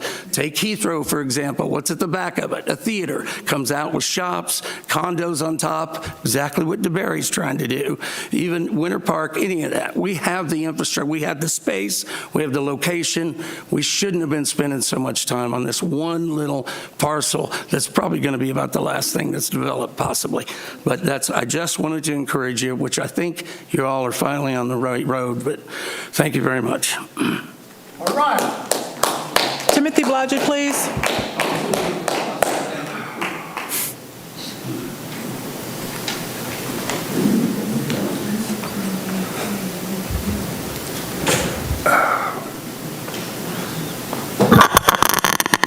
Thanks for waiting on the timer. Would've, could've, should've. Can't count how many times I've heard that from union and personnel directors. And it sounds like that's where we are here. At this point, I feel that if we did another TIA, the best that we could do out of that is reline Howland Avenue, because that's about all we're going to do. We have essentially about 200 yards of four-lane highway there. What else are you going to do with it? It would have been nice if Normandy was placed somewhere else. We had a creative cloverleaf to bring everything together, but we don't. And these people have, well, the thought beating a dead horse comes to mind with this issue. So as one of the residents here, and considering this area is around the corner and down the street from me, I'd say let's do it. Enough. Vote yes. Have a good night. Mayor, that closes public comments. Thank you. Is there any rebuttals from the applicant's attorney? No? All right, at this time, I'll entertain a motion. Mayor, I'd like to make a motion to approve, hereby move to approve ordinance number 02-2024, amended Deltona Village BPUD to rezone and include the additional 25.96 acres of land to the Village Deltona BPUD. Second. It's a motion by Vice Mayor Jody Lee and a second by Commissioner Villa-Vasquez. Our city attorney, can you please read the ordinance? Thank you, Mr. Mayor. Ordinance number 02-2024, an ordinance of the City of Deltona, Florida, providing for an amendment to the Deltona Village Business Plan Unit Development, BPUD, to rezone and include an additional plus or minus 25.96 acres of land to be included within the Deltona Village BPUD, providing for severability and providing for an effective date.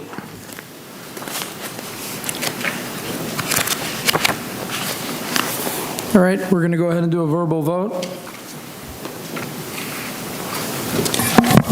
Commissioner Villa-Vasquez? I vote yes. I feel that they met all the requirements. Commissioner Caldwell? I vote yes also. Commissioner Harat?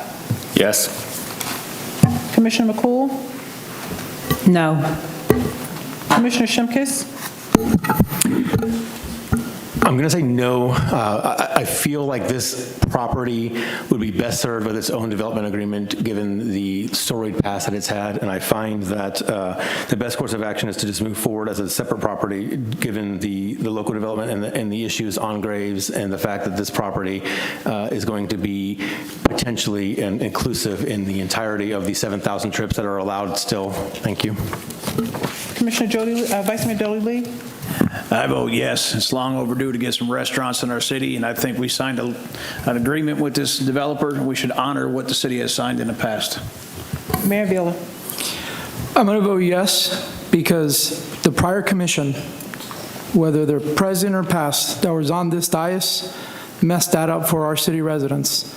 And instead of continuing to put us in more litigation, the right thing to do is to vote yes. So that's why I'm voting yes. Okay, let's move on. Motion passes 5-2. Okay. All right, at this time, we're going to go ahead and move to public hearing ordinance number 03-2024, amending the official zoning map to rezone an approximately 1.37 acre parcel of land located at 3150 Highland Boulevard from professional business zoning district to the City of Deltona Retail Commercial District C1.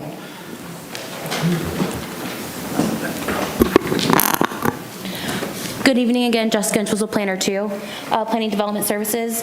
I'm going to go over ordinance number 03-2024. I'm going to turn it over to Marcia because it is quasi-judicial. Point of order really quick. The recorders, if you want to come get them, you're more than... Okay. Same like this is quasi-judicial. Anyone who has standing and wants to offer statements or testimony, would you please stand so I could swear you in? Also, any witnesses, if we have any witnesses here. And then Jessica, I have to swear you in too. Would you swear to tell the truth and nothing but the truth, so help you God? Thank you. I do. Okay. Now, do you want me, Then now the mayor, if you will poll your board as to ex parte communications in this matter. I will. Would you mind just swearing in Ms. Wallace, just in case she gets a question? That way we don't. Sure, Phyllis. Do you swear to tell the truth and nothing but the truth, so help you God? Thank you. Thank you. And while we wait for the vice mayor to get back, because he's going to have to also do the ex parte communication portion, I'll start doing everyone else. Commissioner Davison? No. Commissioner Shimkus? I just need clarification. Who is the developer of record for this? You got me. It's Avid Group. Okay, nope, I have not, thank you. It's not working. Commissioner Vila Vasquez? Yes, I met with the developer. Commissioner McCool? I have met with the applicant, yes. Commissioner Colwell? I am a no. No. I have not, but we are waiting for the vice mayor before we proceed. So could you please go, there he is, he's coming right here. Sorry.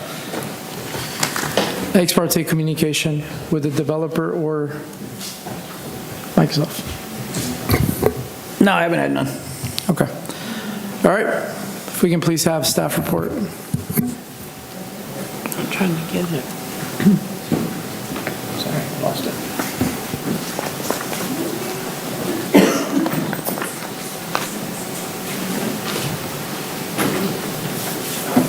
Mr. Mayor, I apologize to interrupt. I just want to clear up something. The applicant is actually Deltona Capital Group. That's the owner of the property, not Avid. It's duly noted. Thank you. Commissioner Shimkus, do you wish to? No. Got it. Thank you, sir. And I want to apologize, our PowerPoint's not working. We had it in 2 different places, it's just not working, so I'm sorry about that. So application is for 3150 Howland Boulevard. Again, it's ordinance number 03-2024. It's a request to rezone 1.37 acres from professional business to retail commercial. The application is for a Take 5 oil change and a 5,000 square foot retail building. The applicant has provided Exhibit B for prohibited uses for this parcel, meaning anything on this list will not be allowed to be built here. Exhibit B will be attached to the ordinance as well as the development order when the application goes through conditional use and the final site plan. The City Commission granted this application a rehearing on February 19th, 2024. And the current zoning is professional business, which is used to provide a transitional area between commercial uses and residential. The current zoning allows for single-family homes and office-type uses. The proposed retail commercial zoning allows for neighborhood-oriented commercial development, including retail, restaurants, offices. The intended use for a Take 5 oil change will require the application to come back before you as a conditional use.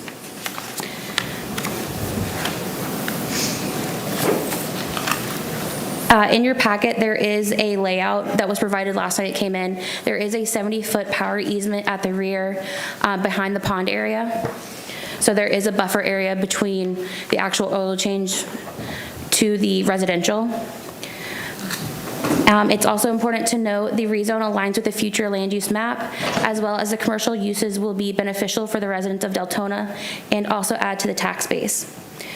During the conditional use and final site plan applications, a traffic impact analysis will be required. And staff does recommend the City Commission approve ordinance number 03-2024, amending the official zoning map to rezone 1.37 acres located at 3150 Howland Boulevard from professional business to retail commercial. And is there any questions? Thank you. At this time, we'll hear from any commissioners have any questions? No? We're going to go ahead and hear from applicant. Thank you, Jessica.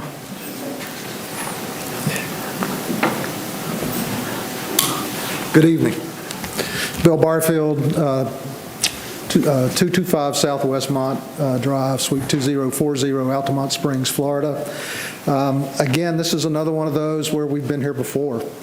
As Yogi Bear said, it's kind of deja vu all over again. We originally submitted this application back in the spring of 2023. We went to P&Z. It was approved at P&Z. At that time, we were looking at a fast food restaurant. Again, it was approved at P&Z. We came to the council, I believe, on August 26th. May be wrong on the date, but it was in August. At that time, the council, it was pretty obvious that we were not going to be approved, and one of the main concerns was another value store in the city, which respectfully I don't believe is a legitimate interest from a zoning application in a quasi-judicial proceeding, but nevertheless that was it. We asked to go back to P&Z. We retooled, we resubmitted, or we amended our application, and in order to appease the commission, we agreed to certain limitations that we voluntarily agreed to place in this application, and that those were certain uses would be prohibited by the ordinance. It was by agreement with the applicant. Candidly, the applicant doesn't care. The applicant just wants to develop its property and to sell the property to a use and move on, as any landowner would want to do. If it's still important to the commission, then we would urge you to vote in support of those restrictions. If it's not in support, if it's not important to the commission, then the commission can approve the application without those restrictions. And we would urge you to vote your conscience in that manner. We came back to P&Z. It was approved again. We were here, I believe, in February. We came up for a first reading. The motion, no one spoke in opposition. It was consistent with the plan, and there wasn't a full dais, and we lost that vote, 3-2. We came back on a motion for rehearing for one of the reasons being the fact that the commission's actions was not consistent with the evidence that was presented at that commission meeting, which in order to grant or even deny a motion for rehearing or a motion for rezoning is required to be supported by substantial competent evidence. So we're back tonight. You graciously granted us the rehearing, and we're back.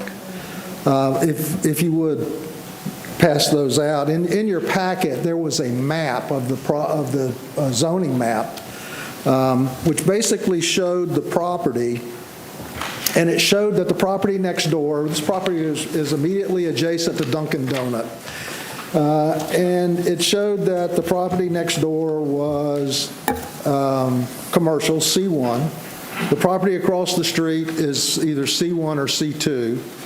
And then it was professional business that was showing to, I guess that's the west of the property.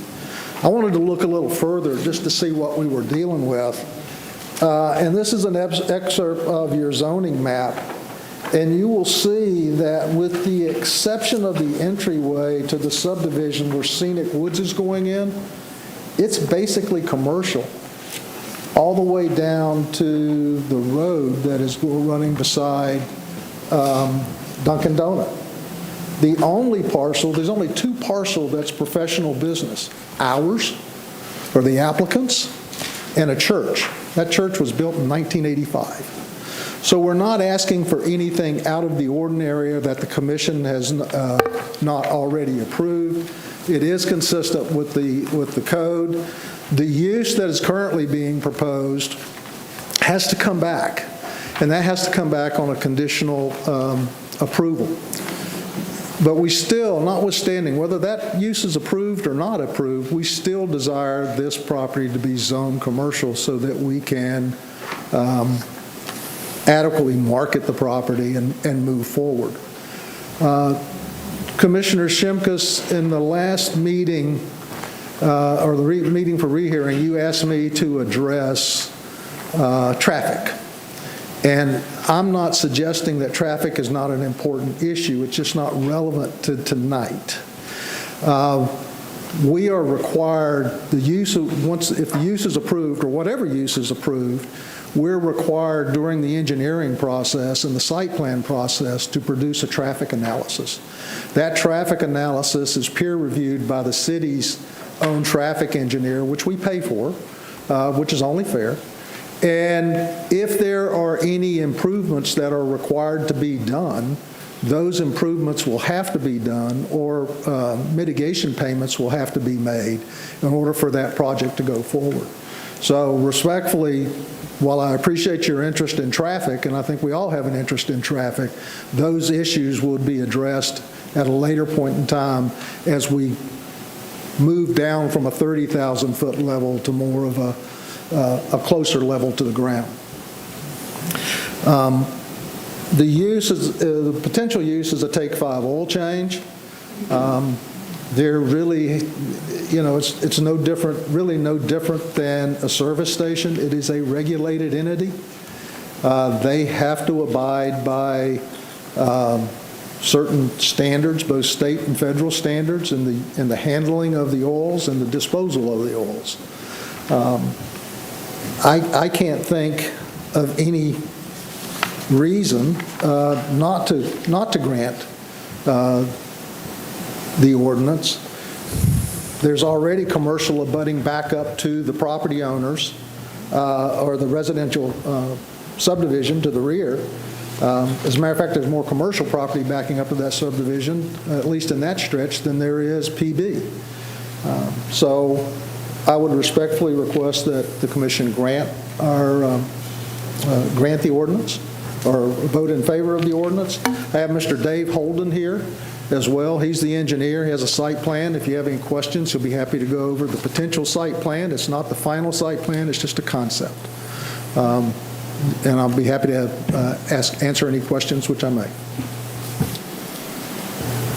Vice Mayor Jody Lee, and then Commissioner Avila Vasquez. Thank you for your presentation, your time. I mean, we've all discussed this many times, the site plan. I think we've all looked at it probably 10 different times a piece. Never mind, you know, I don't know why people voted different ways that they do. I myself voted for it because I think I mean, it's more commercial property. It's more tax money. We're talking about saving money, taxes, and lowering taxes on individuals' houses. This is how we're going to do it with commercial bases. If we don't have commercial, then your taxes are going up. The more commercial we have, the less we don't have to put the burden on the people. So I'm all in favor of this. You know, I believe it's a good thing. We need to, with all the people that live in the city, we need a place for an oil change. I understand why some people said no when we were told that it was going to be, I believe, a dollar store, Dollar General, something of that nature. Seeing right now we have dollar stores that are potentially getting closed down in our city because they're now having problems with Dollar General. So, you know, I'm glad you came with it here. This is another thing that the city could use. With all the people that drive in the city, we need oil changes. So You're good. Commissioner Avila Vasquez, and then Commissioner Shimkus. Thank you, Mayor. So I believe that the reason why this was sent back to the P&Z board was because there were a few changes that came to the commission, and I think after 2 or 3 times, the commission had decided it needs to go back to the P&Z. I think that's the reason why it went back to the P&Z board. I voted against it the last time because I have to go vote on my residents' concerns. And I know you mentioned that I didn't give a reason why I voted against it. And my reason was because the residents were concerned to have an oil change place next to a place where they sit down to eat. The other concern was houses behind the development, and they were worried and concerned about having oil thrown in back of their own property. And those were my reasons. And of course, you know, having met and sat with the applicant and having explanations of how if this development goes through, takes place, clear up a lot of things to me. So I am ready now to vote on the way that I think should be voted. But I just wanted to share the reasons why I didn't vote in favor of it the last time. Thank you. Commissioner Shimkus. Thank you. just to clarify, like, my intent for that question, the other night, because I was certainly in favor of bringing this back for rehearing. The concern I've got is just, I want to make all of us aware that the turns on Howland are treacherous as they are already. So I'm just asking that we're putting a little more awareness, because I think the trend of this city, this meeting itself, and past meetings, we can all pretty much agree that we have failed on many occasions to hold developers accountable, to hold ourselves accountable, to get better development. So I'm just putting out there that we need to be aware of these things, and that when you've got the turn to the road, then you've got to turn into Dunkin' Donuts, and you've got to turn into a church. There's just all these turn-ins with no turn lane, and that's people stopping on Howland to make consistent right turns all the way down the road. So I'm just asking again that we be aware of that, and at some point when it comes into site plan or whatever the next phase is, I'm just trying to put it out there in advance that we are aware of these issues, that we're concerned about them, and that we want to make sure that we're planning and working together, that you maybe consider different cross-access and all the different plats out there, just to be aware of it. I think it's definitely a viable option. I think it's a good thing to have in the community. That's not ever been the question. I'm just making sure, because like I said, I'll reiterate one more time and then I'll be quiet. We have proven to ourselves with our comments, with the public comments, we have not done well with planning. And I'm just trying to make that change as slowly as it does take to change a whole ship. I'm just kind of putting that out so that we can be aware of these things with these developments as they come up, while we do work on changing and updating our land development code as a whole. Thanks. All right, is there any presentation of people withstanding? No. Any public comment? No. Okay. At this time, we'll entertain a motion in a second. I'd like to make a motion, hereby to move to approve ordinance number 03-2024, amending the official zoning map to rezone 1.37 acre parcel located at 3150 Highland Boulevard from professional business to retail commercial at first rehearing. Second. There's a motion by Vice Mayor Jody Lee and a second by Commissioner McCool. If I can please have the city attorney read the ordinance, and then we'll do a verbal vote. Yes, Mr. Mayor. Ordinance number 03-204, an ordinance of the City of Deltona, Florida, amending the official zoning map to rezone a 1.37 acre parcel of land located at 3150 Howland Boulevard from Professional Business Zoning District PB to City of Deltona Retail Commercial District C1, providing for conflicts, providing for severability, and providing for an effective date.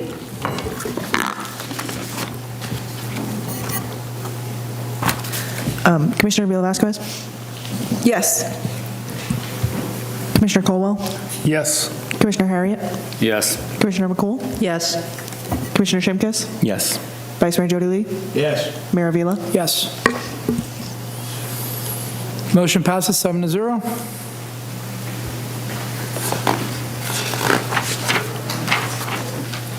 All right, this time we're going to go ahead and move to new business. Request for approval to award bid number 24007, citywide heating, ventilating, and air conditioning repair and preventive maintenance services to Air Current, Inc. Service under this bid contract is to be used as needed and within appropriate funding for each department for each fiscal year throughout the award term. Mr. Mark Manning with Parks and Recs. Good evening, Mayor Commission. The item before you tonight is to award the bid for the preventive maintenance, repair, and replacement of HVAC units throughout the city. We received multiple bids. The low bidder was based out of Jacksonville, based on our local preference ordinance. Our local company down the street, Air Current, was the second lower bidder. They had a chance to match that, which they did. So we want to award that contract to our local contractor, Air Current. Is there any question from the commissioners? If not, is there any public comment? I have a question. Commissioner. Does that come with any sort of warranty or service agreement included in their bid? If they do a replacement, yes. But for the repair and maintenance, there is a 1-year warranty for parts and maintenance, yes. And was that for both the low bid and for the match? That was for all three. Okay. Commissioner McCool? Yeah, I don't have a question, but I just do have a comment, and I'm happy to see our local companies stepping up for these bids. I know that, to tell you, I have dealt with Air Current in the community, not just as a consumer, but in the community, and I feel very confident in their ability to take care of us. They are very principled, and I hope that our local community understands that. It's not really me endorsing a business so much as it is to say that they're very principled in dealing with the community, and I feel really good about this decision, and I'm really happy that they stepped up to put the bid into our city. So thank you, Mr. Manning, for your due diligence. Commissioner Villa-Vasquez? I'd like to make a motion. Go ahead. I move to approve and award bid number 24007, citywide HVAC repairs and maintenance services to Air Current, Inc. Second. It's a motion by Commissioner Villa-Vasquez and a second by Commissioner McCool. Do we have any public comment? There are no public comments. Okay, let's go ahead and vote, and as you know, we'll wait for the Vice Mayor to get back so he can vote. Thank you, Mr. Manning.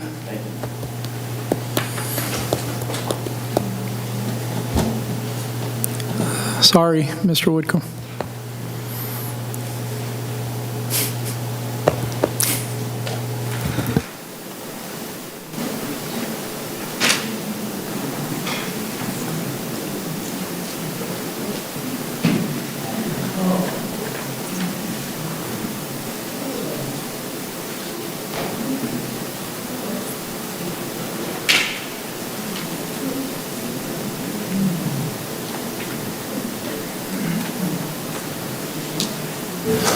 Just a point of order. I think we have the capacity to complete this vote and ask him to restate it on a return instead of waiting. Correct. We can ask for his vote after the fact. Let's go ahead and do that. He's correct. You are correct. As of right now, the motion passes 6-0. As soon as Vice Mayor gets back, we'll get his vote.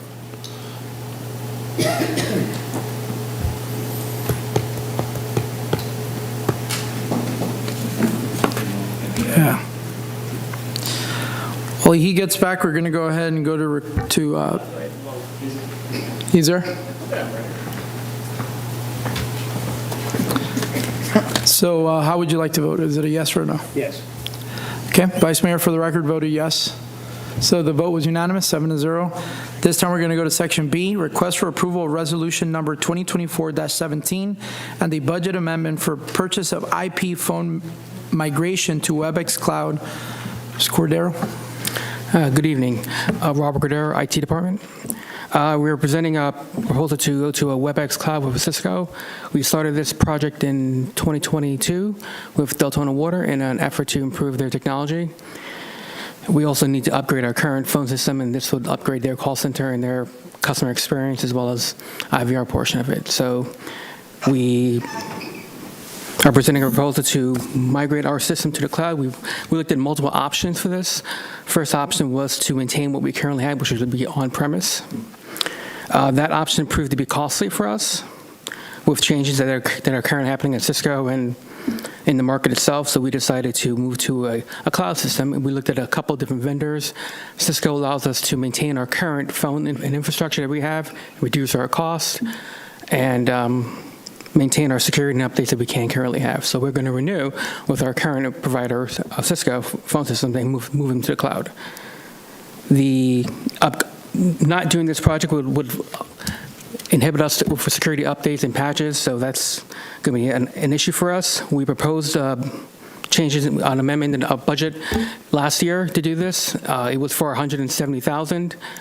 A mistake was happened, I guess, and only $30,000 was appropriated within the Deltona Water Fund. City Hall does have the funding to cover their expenses. This proposal does do a budget amendment for $70,000 to upgrade our phone system, and it'll be coming from Deltona Water expenses to cover that expense. Thank you. We have Commissioner McCool and then Vice Mayor Jody Lee. Rob, unless I just missed it in that, okay, so the amendment is for $70,000, right? Yes. You're asking for $70,000 extra, right? Can you tell me again, because I did not understand correctly, why we're having to amend this for this amount, and then why it says not to exceed a cost of 170? Am I twisted here? Could you please restate that? The original budget proposal was for $170,000 totally, $100,000 coming from Deltona Water for the call center and their phone operations, and then $70,000, and the rest of the money coming from the City Hall. So this is coming for Deltona Water? And for City Hall. It's going to do. How much is the City Hall's? City Hall funding would be $70,000. $70,000? Yes. And 170 for the Water Department? No, $100,000 for the water. $100,000 for the Water So Department? the total project is $170,000. Okay. Only $30,000 was budgeted last year, and so they need to get another $70,000 to budget for the remaining of their portion. These amendments are making me crazy, the budget amendments. I mean, I understand stuff changes. Why are we amending? I think it was missed in the budget. The operating cost was put in there instead of the actual Because it was cost. missed in the budget? No, it was in the spreadsheet and the proposals. I think it just I'm not sure why it was taken, not added to the budget, but it was in the proposals. Okay, thank you. We're going to go to Vice Mayor Jody Lee, but I believe this is the reason why our residents keep asking for light item budget. So, I agree with you. Mayor. Robert, I hate to beat the horse because you knew it was coming because I talked about it. The budget amendment. Why do we? I understand now that I'll go with this one. I mean, that's a big chunk of change. We're forgetting to put this in. We're forgetting. I mean, it was $80,000 for some printers that I think we need. It was just, that was forgotten. There was another amendment not too long ago. Why are we keep making these budget? Can anybody answer? The mayor, I mean, not mayor, sorry, city manager, finance, I mean, can somebody? We keep forgetting 80,000, 50,000, 100,000. This ain't $500. I understand we need this, and I get it. And I'm not trying to shoot the messenger, but these are grave mistakes. If I made a mistake at my house for $100,000 for something I need from my house, I think I would notice that. This is something we repeatedly do over and over and over and over and over again. I would think the definition of insanity is doing the same thing, expect a different result, but we just keep doing the same thing. Can anybody for city staff explain this? Well, I can tell you that this year, when we're going through the budget this year, we're going to make sure we have everything in. Last year, I don't really know what happened as far as this particular item goes. There's $30,000 in there right now, and obviously we're asking for $70,000 budget amendment from the utility fund. But I really don't know why it wasn't fully budgeted. Just to tell you truthfully. Okay. Now, well, you said it was $30,000 in there, and I understand with COVID and everything else, the price of stuff went up. But you budgeted $30,000, and it says for an amount of $254,000. Okay, if you budgeted $30,000, this is $254,000. There's a small difference between $30,000 and $254,000. Yeah, there's quite a bit. There's my problem. The $254,000 is a 3-year agreement, so the only cost we're going to have for this year would be the $170,000. Okay, it's still, you budgeted 30, and this is 170. We're still missing 140 that wasn't budgeted. We wouldn't pay for Am I it this missing year. math? We wouldn't pay this year for the 140. The only thing we pay is the You're right, but I'm not trying to shoot the messenger. I know you need the money, and it's something the city needs. I'm just trying to show the error of these mistakes that we make on a repeated basis. Every meeting, there's a budget amendment. Somebody keeps making mistakes. So. Commissioner Avila Vasquez and then Commissioner Harriet. Thank you, Mayor. Robert, let me try to understand what you said. You did put in for it? Yes. But somehow it didn't make it to the bottom Yes. total? Yes. Yeah, they provide But us a in your spreadsheet. report, it's in there. Yes, in my spreadsheet numbers, they're all correct in there. Thank you. Commissioner Harriet? Glenn, who recommends the budget to the commission? It's the city manager's job, yes, if that's what you're asking. That's what I was asking. Who was the city manager last year? Well, when the final last During hearing the for the budget. budget went through, it was me but as an interim city manager. Before that, it was my predecessor. That's who I was getting for. I think we're getting ready to change the process. We're getting ready to pick somebody. We've answered, we've identified why we've had all these budget amendments. The finance and the city manager have identified a schedule that's a lot earlier this year. I think we got to give them the opportunity to correct their own mistakes from last year. All I'm going to say is I agree with Commissioner Harriet. I believe he hit the hammer, he hit the nail on the head with the hammer. So I'm not trying to say that, staff should have spoken up when they didn't see it. That's the truth. They should have spoken up. But at the same time, I understand that at that time the city manager was their boss, and it's a complicated situation. So let's move forward. And sorry that we're kind of beating you up over it, but in the future, I really hope that when the next city manager comes, our employees have the faith and knowledge of saying, you know what, I have to make a complaint, and they're not going to feel like they're going to get retaliated on. So, Mayor, yeah, please, yeah, go ahead, and then we'll go to public comment. Okay. So this year during the budget process, we are going through the budget process with a fine-tooth comb as we go forward. We have additional meetings, scheduled workshops coming forward with the budget. So I think we will have a little better opportunity to flush these things out before it gets to the final hearing on the budget. I apologize for last year. I came at the end of the thing. And it is what it is. I'll take the full blame, whatever we need to do. It was this guy's fault. It was all of us. So you don't have to take blame for that. So anyway, I will assure you that we will go through as best as we can as a staff. Our staff will work diligently to try to make these corrections. Thank you, Mr. Whitcomb. Vice Mayor Jody Lee, and then we'll go to public comment. I was going to just agree with, like you just said, we move forward, you change stuff, but at the same time, you're making this, and hopefully the next manager, because we're on track to start having a regular city manager, 4 weeks from now. So we're going to have to go through this whole process, hopefully not as rough as terrain as it has been in the past. But I was going to go ahead. We'll go to public comments, and I'll come back to you. Albert Bryan, please.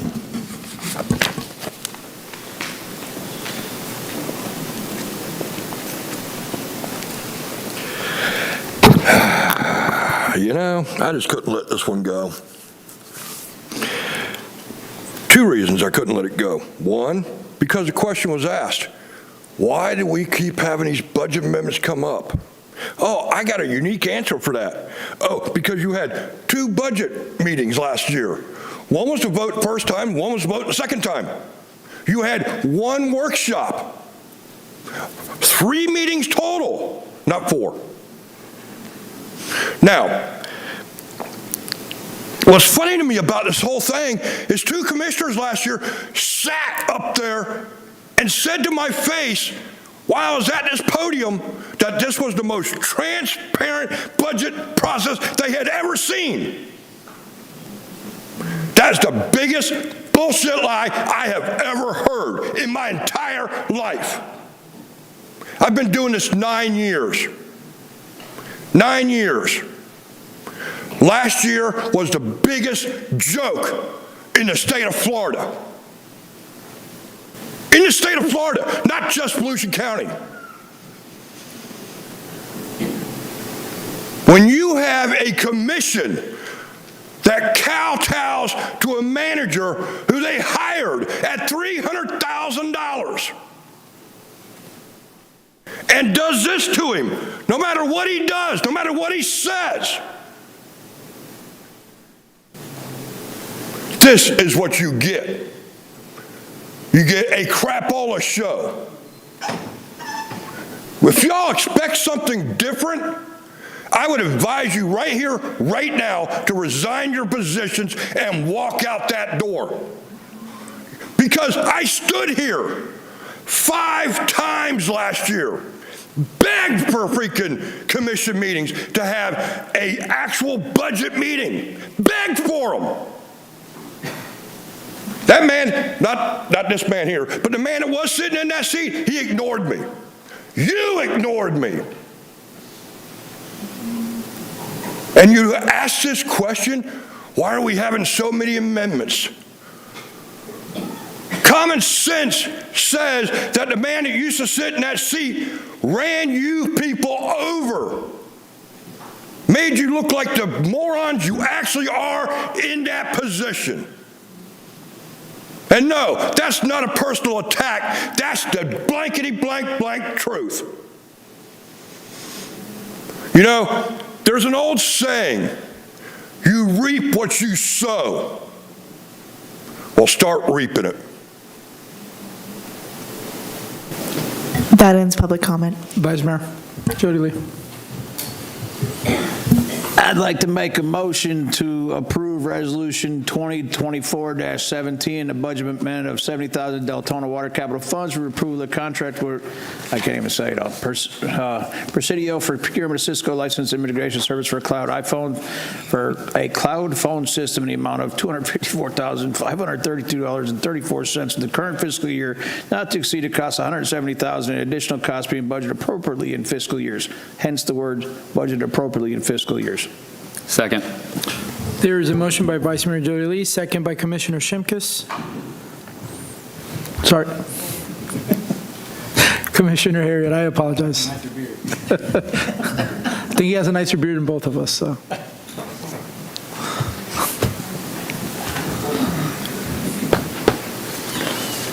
Can't make this shit up. Motion passes 7-0. This time we go to Section C, request approval of task authorization between the City of Deltona and Pegasus Engineering for preparation of FEMA Hazard Mitigation Grant Program submittal for Hurricane Idalia related to the East Brook Drainage Improvement Project in the amount of $30,500. Ms. Wallace. Good evening, Phyllis Wallace, Public Works. You may recall it was last year I brought before you several similar task authorizations from Pegasus Engineering.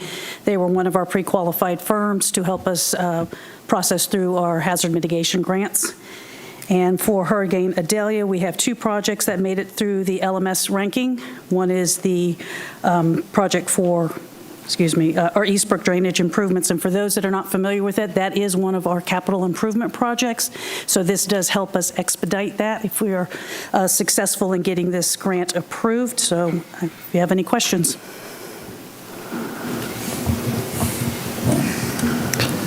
Commissioner McCool, then Vice Mayor Jody Lee. Ms. Wallace, could you reiterate that this is, I was asked, the grant program, that what is Deltona's add to the project here? Like, what are we financially responsible for in this project? Well, this is a task authorization for $30,500. That is to pay Pegasus to represent the city with the mitigation grant program. What I will tell you is if we are successful in getting awarded this grant, this money that we pay Pegasus can go towards our matching fund of the overall total cost of the project, which would be 25% of the overall project cost. Not 50%, correct? No, ma'am. Okay, 25. thank you. Vice Mayor Jody Lee. Thank you, Mayor. Ms. Wallace, if we get, this is the $30,000 for this is only to apply for it. That is correct, sir. So what happens if we don't get it? We just start out $30,000, right? That is correct. Can we afford that? Yes. Well, no, I'm just, thanks for answering, but that's why I was asking her. We cannot afford not to pursue these grants. What's the chances of us getting the grant? I feel very comfortable with one. We have a lot of data already out there, and what we're asking for this grant for, I feel comfortable that our consultant, Pegasus Engineering, is going to represent us extremely well, and they're representing us extremely well on the other applications with Hurricane Ian. Okay, thank you. Commissioner Harriet? Phyllis, how did this rank with the LMS? I wish I had that answer, and I don't. I apologize. Do you know how many other projects were ranked? There wasn't a tremendous amount of money for Hurricane Idalia, so there was probably less than 10 total projects that were approved. Were all of them funded? They were funded through the LMS, yes. So the likelihood of us continuing funding, barring anything coming up with the state through an additional phase, is pretty good. I believe it is, yes, sir. I think we have a high probability. Thank you. Is there any public comment? There are no public comments. Okay, this time I'll entertain a motion. There's a motion by, go ahead, Commissioner. I move to approve the task authorization with Pegasus Engineering for preparation of the FEMA Hazard Mitigation Grant Program, submittal for Hurricane Idalia related to the Eastbrook Drainage Improvement Project in the amount of $30,500. Second. There is a motion by Commissioner Avila Vasquez and a second by Commissioner Harriet.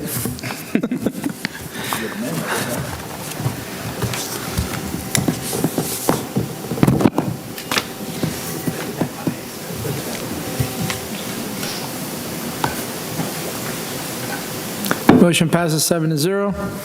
This time, we're going to go move to a similar request approval of the task authorization between the City of Deltona and Pegasus Engineering for preparation of the FEMA Hazard Mitigation Grant Program submittal for Hurricane Idalia related to the property acquisition, demolition of 3101 Riverhead Drive in the amount of $19,895.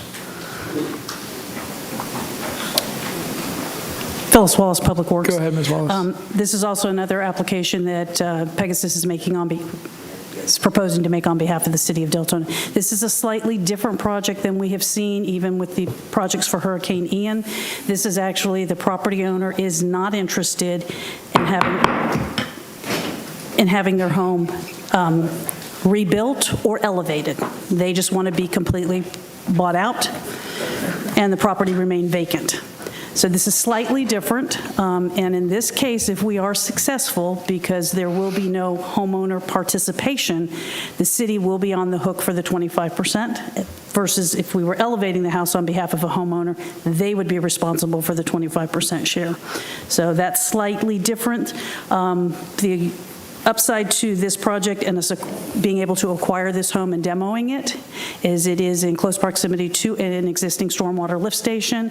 We could use this property to expand the existing stormwater system that is out there. We could not turn around and sell the property. We're buying it in perpetuity for mitigation purposes associated with stormwater. Is there any questions from the commissioners? Is there any, Commissioner McCool? Phyllis, do we have any more of these waiting in the wings, the flood mitigation properties waiting in the wings here? We have several, I think a total of 6, which are under Hurricane Ian, but those are not acquisition. They are either elevations or total rebuilds to get them out of the flood zone. This particular property owner was not interested in that. They just want their home purchased, and they want to take their money and go somewhere else. Where are we at in that mitigation cycle for the other properties? Everything is in with FEMA right now. We've had a couple of, with the Division of Emergency Management, which is managed on behalf of FEMA. They are in the first request for additional information, so we're moving forward on those. Okay, thank you. Vice Mayor Jody Lee. I agree. I mean, with this, this is a no-brainer, but I'm just kind of curious on another thing. How many different pieces of property have we been buying? Can we pawn any of these pieces of property off and sell them? Does the city, I mean, we got all these, I understand this. I understand this one. I'm talking about overall, with all the different pieces of property that we just keep on getting and acquiring, and can't we get rid, we don't need to be a landlord, I mean, the business of owning. Can't we get rid of some of this property that we keep? Can I speak to that? Different addresses throughout the city that we don't need? The majority of the property that you see that is under the City of Deltona's ownership, and I would say at least 90%, maybe closer to 95%, is either drainage retention areas, lakes, or other properties that are basically not a desirable for building purposes. Okay, now, one other question. Now, if we're getting these houses that flooded and all these different things, why were they ever allowed to build there in the first place? This particular property, I'm just, I can't attest to anything. I don't know when the home was built. I don't know if it was built before the city incorporated, so I apologize, I can't answer that. do you know of any other houses that we have purchased that were allowed to build recently that we might be acquiring in the future? Because I know I have one right on Cortland Boulevard down the street from me. It's one of the newest houses on the street. It's built in the last year and a half, and they've got water still up to the back of the house, a foot to the back of the house, and it's the newest house. It's only been built a year and a half. I'm just wondering why, like, something like that, I know it's different from this property, but it should have never been allowed to be built. And it was Possibly not having the plans in front of me, not knowing what the current flood zone is out that in the area. We had homes that were flooded because of Ian and Nicole that are not in flood zones. No, there's a lake right behind it. So I understand. I understand that particular one, but we have homes that were flooded that are not in flood zones. I get that. Okay. Commissioner Harriet? Phyllis, does this property acquisition allow us to look into potential projects to relieve some of the flooding that was seen in that area after Hurricane Ian? Gives us a little bit more opportunities out there, yes, sir. There's another adjacent property that is vacant, and if we do have the funding resources to try to acquire that as well, that gives us an opportunity to have additional stormwater conveyance out there. Are those two lakes there connected to the rest of the stormwater system other than through that pump station?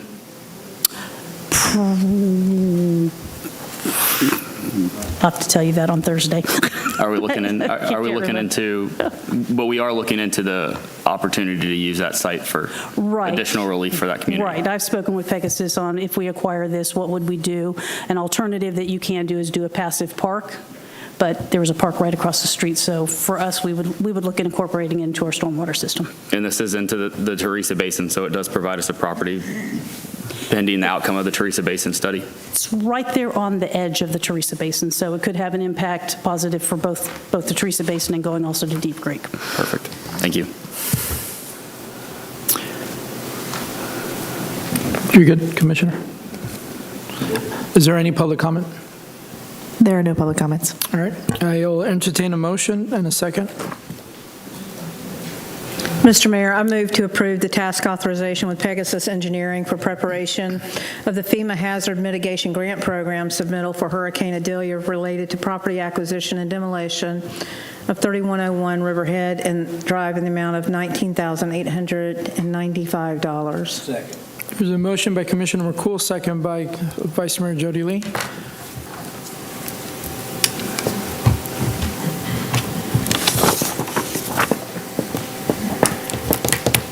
Motion passes 7-0. This time, we're going to go down to Section 12, which is City Commission Special Reports and Requests, and I'll go down the line. Commissioner Harriet? Special request, we've talked a couple times about going out for a grant search firm. Can we get consensus for the city manager to do that? Yes. Commissioner wants to grant know search if we can firm. get consensus for a grant writer. Well, I believe we were already working on that, right? I just want clarification before we... Yeah, we're working on the in-house employee, but as far as going out, we would have to go out for an RFQ for a search firm. Is that what you want, Commissioner Harriet? That's what A I search want. firm. Okay. I think that's what the city needs. Okay. So if those are in favor to give consensus, say yay. Yay. Yay. Those opposed, say nay. You have consensus. Thank you.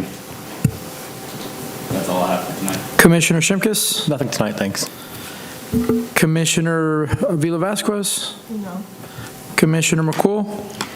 I do. I just wanted clarification. Actually, I believe that in a meeting before, too, that we talked about going back to the attorney firms that we had reached out to before regarding city attorney. And I asked the city manager for clarity on that. I thought that we had reached a consensus, but if we had not, I would like for us to speak on that this evening because we go back and forth with this. And I think that we've talked about this this here, and I would like clarification tonight, please. Time specific, time certain. I've asked for these time certain things, so I would like to ask for the City Commission's consensus for the city manager to reach back out to those firms so that they can work something out as far as our city attorney. May I get consensus on that from the City Commission, please? Those in favor say yay. Yay. Can we include the opportunity to pursue another charter officer instead of a search firm, but an individual? You like an in-house attorney? Correct. If I may, I think what happened in the last meeting when I brought that up as well was the decision was made with the same comment from Commissioner Harriet that we were going to include that as a topic on a future workshop that was going to be scheduled within the next 2 to 3 weeks to discuss not only our process to interview the city manager, but to add as a topic to that meeting discussion on how to move forward with attorneys' decisions. So that was my understanding, is that we will have a workshop imminently on the city manager process that would then include a discussion about city attorney. Could you clarify that, Mr. Wickham? That is correct. So okay, then in absence of that, I mean, in lieu of that, could I understand this evening, do we have a time specific date for that workshop to occur, sir? Yes, Joyce? April 8th. That is good for me, then, thank you. Before I move forward, I have Commissioner Avila Vasquez on the board again. Commissioner Avila Vasquez. Yes, thank you, Mayor. So I missed that meeting. I was not here, but I wasn't aware that we were looking for another attorney. When did this happen? Discussion. Discussion is to discuss hiring another attorney. So when did the commissioners agree on this? They read it. About a month ago. Turn your mic. I think it was about, let's say a month ago. A month ago, they had, Commissioner Shimkus brought it up about us discussing it at a workshop. That was brought up at the last meeting. I wasn't here at that meeting. I was watching it from home. That was the time that it was brought up. It was brought up. We're going to discuss it at a workshop at a future date, which now they say is April 8th. There's been no decisions. We're going to discuss the city attorney, the city manager. We're going to discuss it all in one night. How are we going to discuss the city manager when the city manager hiring is already in process, and pretty soon it's going to be interviewing city managers? How do we get these two mixed together? So on April 8th, you're going to have a workshop from 5:30 to 7:30 on the LDC. 7:45, you're going to have your selection of the city managers. As part of that conversation, you're going to discuss how much time you want for each of them to interview them. You know, we're going to talk about the Saturday interview. You have interviews with each one of you, then you have a full-on commission interview with all of them. You're going to discuss that process. And For the city manager? For the city manager. Okay. After you discuss that, then you're going to discuss whether you want to move forward with a search for a city attorney. We've just lumped it in with that topic to try and get rid of some of the workshop topics that everybody kept bringing up.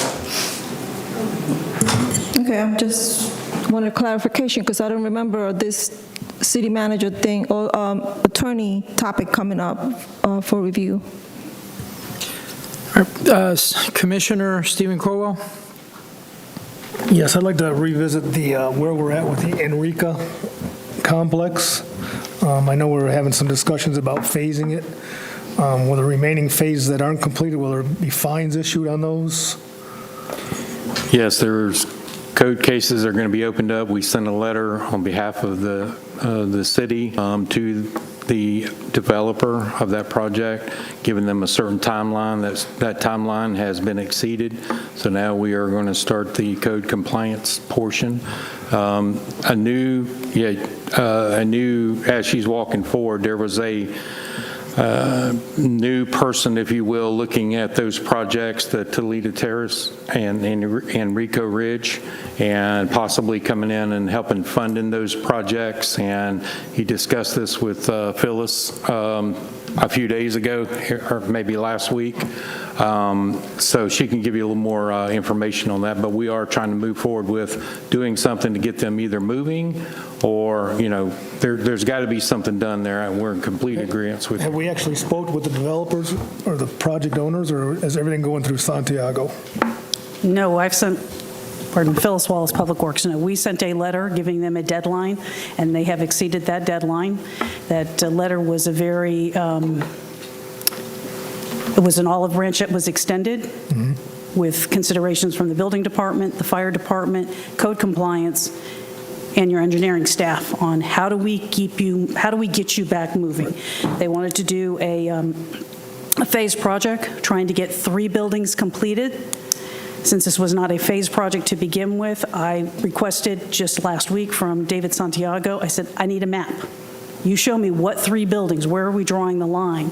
Because if we do this in phases, we have to be able to separate out active construction from you're finished and you have residents now wanting to reside and live there. I've not gotten that from Mr. Santiago or the applicant. In the meantime, I had a call last week, I believe it was, from an investor who is looking at buying out the entire development, including the smaller one, Thalita Terrace, which is down behind the post office. He had spoken to the building department. He understands what is needed to get the buildings completed from that standpoint. The engineering staff is going through everything associated with the site work to find out what is left out there, what our problems are, what concerns we have, so we can give him that list of everything and he can make a financial decision based on how much is it going to take him in which to buy them out and get those buildings finished. Do we have any time frame when this will move forward? We've not gotten our list to him from the engineering department, but we were going to get that to him this week, so I'll follow back up with him and, once he's got that information. All right, thank you. Vice Mayor Jody Lee, you wanted to add to something? I wanted to add for it. I mean, this has been going on for several years. 4 years. You just say we're going to push it off, and I know it's not you, Ms. Wallace, but why don't we just start putting fines on them? If it was anybody in here that their grass was too high, you'd start getting fines. That's why there's now going to be an active case. Yeah, but it's been 4 years. Understand. There is no reason why we're going to give them another day, another week, another month. There's no reason. If somebody in here's grass is too high, their fence fell down, we would start attacking them for fines a second. And before you know it, a month from now, they'd have $100,000 in liens on their house because they have a fence down. We have these 4 buildings, 5 buildings, whatever there is, with all these apartments that look like garbage back there. But we just keep giving them a free rein and free rein. This is insane. If my car is parked in my front yard, code enforcement gives me a ticket.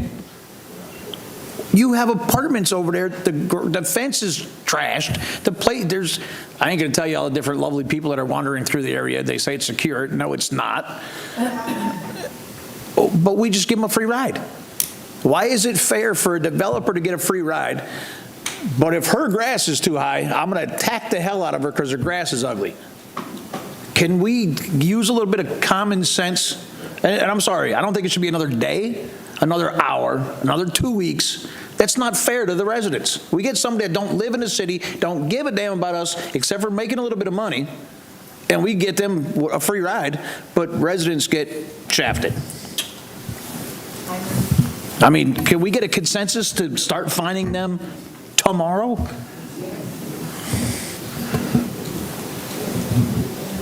Consensus? Consensus. Yay? Is that, It has to go to the special magistrate also. So we'll move forward with it. Yeah, please. Yes, sir. Get code to do something. I mean, it's an eyesore. It's an embarrassment. Yeah, we've been talking about it. We will get it moving forward. We have to follow the process, but we'll get it taken care of. thank you. Commissioner Jody Lee, special request, aside from that one?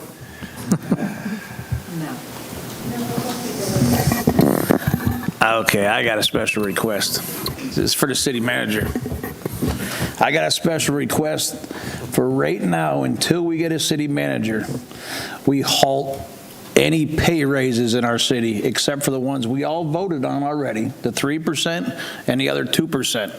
I've got some phone calls this week from different city employees, and after finding out there was 10 employees in one department in the last couple of weeks that got 10% pay raises on top of the 5% we just gave as a city. There's people that are uproar about this. So I would hope that HR can look into it and make sure that all these things are there's nothing wrong with them. Because I understand there's 10 employees that got pay raises of 10% in the last couple weeks in one department. I mean, we got planning department that's 6 or 7 people short. There's no pay raises there. I know there was one person at the office that had a pay raise coming to them, and they waited for almost 3 months for it in one department. But now I find out there's 10 pay raises in one department in a couple weeks' time period. I want to freeze all pay raises besides the 3% and the 2% that one we just approved until the new city manager gets in here and we can go through this, or have HR look into it and make sure all these pay raises that were just given out in the last few weeks are justified pay raises. So if I can have consensus for that, for pay raises to be halted until the new manager takes over. Yeah, Commissioner Villa-Vasquez, go ahead. Can I, excuse me, can I ask if we can do that? That was going to be my As question. elected officials, get involved with staff decision on pay raise? Just want to know before I make a but it's staff. I mean, you have the authority to give direction to the city manager. Okay. So from the dais, so it's not you, I mean, you're giving him direction. I'm asking for consensus. Okay, I just want to make sure we're doing the legal thing, that's all. All right, so yay if you agree? Yay. Yay. Nay if you don't? All right, you have consensus. Like, Is that it? Is that it? that's it for now. All right, I just have one special request. I received an email, and I'll hand these emails down, from the Caribbean American Chamber of Commerce. And actually they're in attendance. They are requesting to see if they can use West Crawl Park essentially to use their walking area, so it shouldn't really interfere with anything that we're doing. I mean, we use it for the Mayor's Fitness Challenge to walk anyways all the time, and we don't have to schedule anything, so, sorry? Oh. So if we can help them out, Mr. Whitcomb, I'll ask, obviously, the dais if we can get consensus, but for them to get with you and figure out with Mr. Mark Manning on what specifically they need. What they're trying to do is, Deltona's been chosen to do what they call a Jamaican 5K walk. And this is something big that they're doing in Central Florida, and Deltona was picked for that specific location. So if I can get consensus for the chamber to meet with Mr. Whitcomb, and then Mr. Whitcomb to get back with us on what the request is actually going to be, so we know where we're approving. Yes. Can I get a consensus? Yay for yes? Yay. Nay for no? All right, so we have consensus. And I'll pass these emails out, and I will also give a copy to Joyce for public record. And that is all for special comments. Do we have any city attorney comments? Any city manager comments? No. All right. We're going to go to city commission comments. Commissioner Davis and Harriet? None for tonight. Commissioner Troy Shimkus? None. Let's do it for the back. Thank you. Commissioner Avila Vasquez? Yes. I just want to give a shout out to Parks and Recs for the great extravaganza event that we had this Saturday. It was really, really nice, well attended by the youth of the city of Deltona. And since I had thrown the mayor out into the front about his pitching, I will call out the vice mayor. He was challenged to do the wall climbing, and he chickened out. Wow. Just got to put it out there. Always keep on. When we look for you, you were nowhere to be found, okay? I also just want to let the community know that on Saturday, April 6th, the city of Deltona will be partnering with West Volusia Community to have a fair at the center where they will be offering assistance to first home buyers, people who need credit assistance. There will be lenders, realtors, there will be city staff to promote all the assistance that we offer to homeowners and home buyers. So that'll be April 6th, and it'll be, I think it's from 10 to 3? 10 to 3. So if anybody knows of anybody who needs home repair oh, here it is, thank you. 10 to 2. So anybody that knows anybody, stop by at the center. It'll be really nice. We had it last year, was a big turnout. So that's all I have. Thank you, everyone, for coming out. Thank you, Commissioner McCool. Thank you, Mr. Mayor. I want to say that along with the meeting that we had today with the county, we also spoke with the county about use of the amphitheater. And so we will have some exciting news coming up about the amphitheater, reinvigorating amphitheater. Got Georgia coming up. The dadgum amphitheater, okay? So we're going to have exciting news about that coming out, reimagine, reusing, reinvigorating over there. We have some exciting things coming down for Leonia Preserve. So I'm really excited about this. There will be discussions over the next couple of weeks with the commission and with public involvement. I can't wait for us to have concerts over there again. I'm excited about that. The last thing I want to say this evening is that this was pointed out to me, and I want to address this.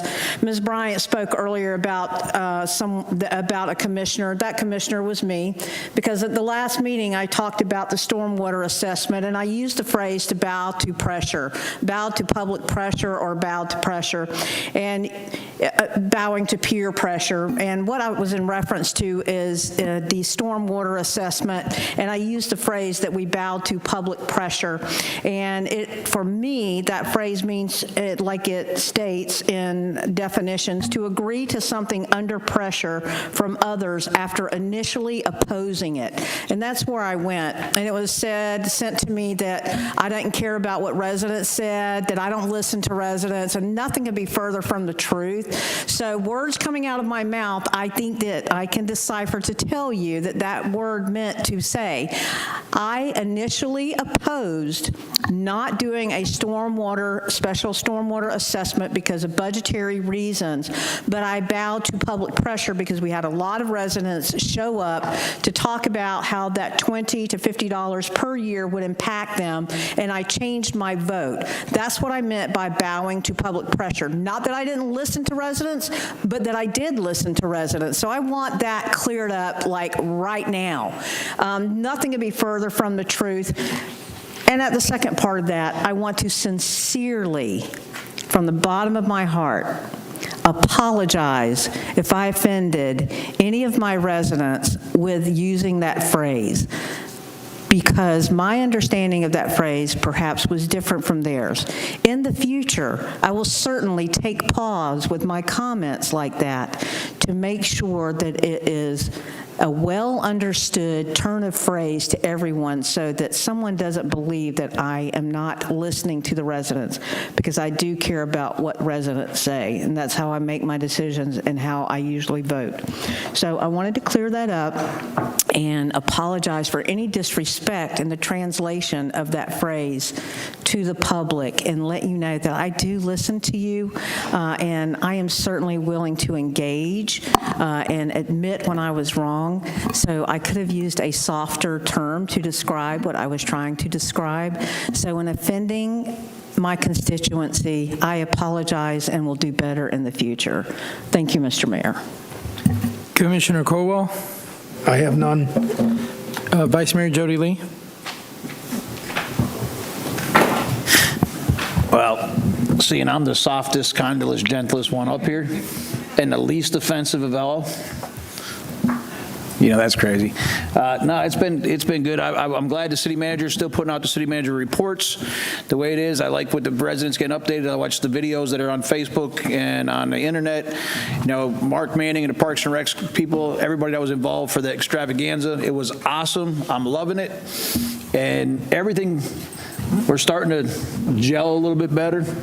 It's actually pretty good, as long as I don't say stupid stuff, but we're actually starting to get along, get things done. And I really think this budget process this year should be a line-for-line discussion and not just, let's just copy and paste like we did last time. And I just think it should be a line by line. I truly believe if we keep paying attention and pay attention to more things than commissioners or elected officials have done in the past, we can stop some of the waste and abuse that our city is so famously used to doing and spending money that we don't have or shouldn't be spending. I think if we really pay attention to how things go, I think we could do a lot more in our city, probably with less if we stop a lot of the waste and abuse. And I think we can all work together to get this done, not only for the residents, but ourselves, because we all live in the city, so it affects all of us. It affects us, our families, our kids, the residents. I think we can still work together to get a right budget out and save us money. That's it. Albert's telling me to shut up. Thank you, Mr. I have just two things. One of them is I got a text message from Sue King, because Lauren King is he's not been doing very well. She said that I could share this because I've been having residents ask me. She said, please keep him in your thoughts and prayers. Lauren will be having 2 surgeries. The first is on Monday morning, going through this side to the discs. Tuesday, they will go through the back and do his spine. And then earlier today, she wrote to me, Lauren's out of surgery. What was done today went well, but everything planned couldn't be done. So it'll be added to tomorrow's surgery, waiting to see him. So initially, Mr. King, or former Commissioner King, had woken up and wasn't able to walk. So if we can continue to keep him in our thoughts and prayers, that family would greatly appreciate it. Mr. King has done and continues to do a lot in our community and for the veterans as well. So I would appreciate that. On a more lighter note, I'm so excited about this specific topic I'm going to mention right now. So we're getting ready to do something Warrior Day under the Mayor's Fitness Challenge, which is a national campaign gets done by the majority of the mayors. So that's going to be April 14th. There's going to be like a 5K obstacle course. I'm sure there's going to be more information coming back. We've been having amazing turnouts. 20, 30, 40 people are showing up. No, we don't talk about politics. We talk about making fun of the mayor getting beat up by either the Marines or the Army, and we have a lot of fun. We work out. This is a great community building event. I challenge everybody to show up to that Warrior Day specifically. We have so many people from our military that are going to be there, kind of getting everybody to finish the obstacle course, to get through it, and it is a lot of fun. So that's what I'm throwing out there. I hope everyone has a good night. This meeting's adjourned. Oh my God.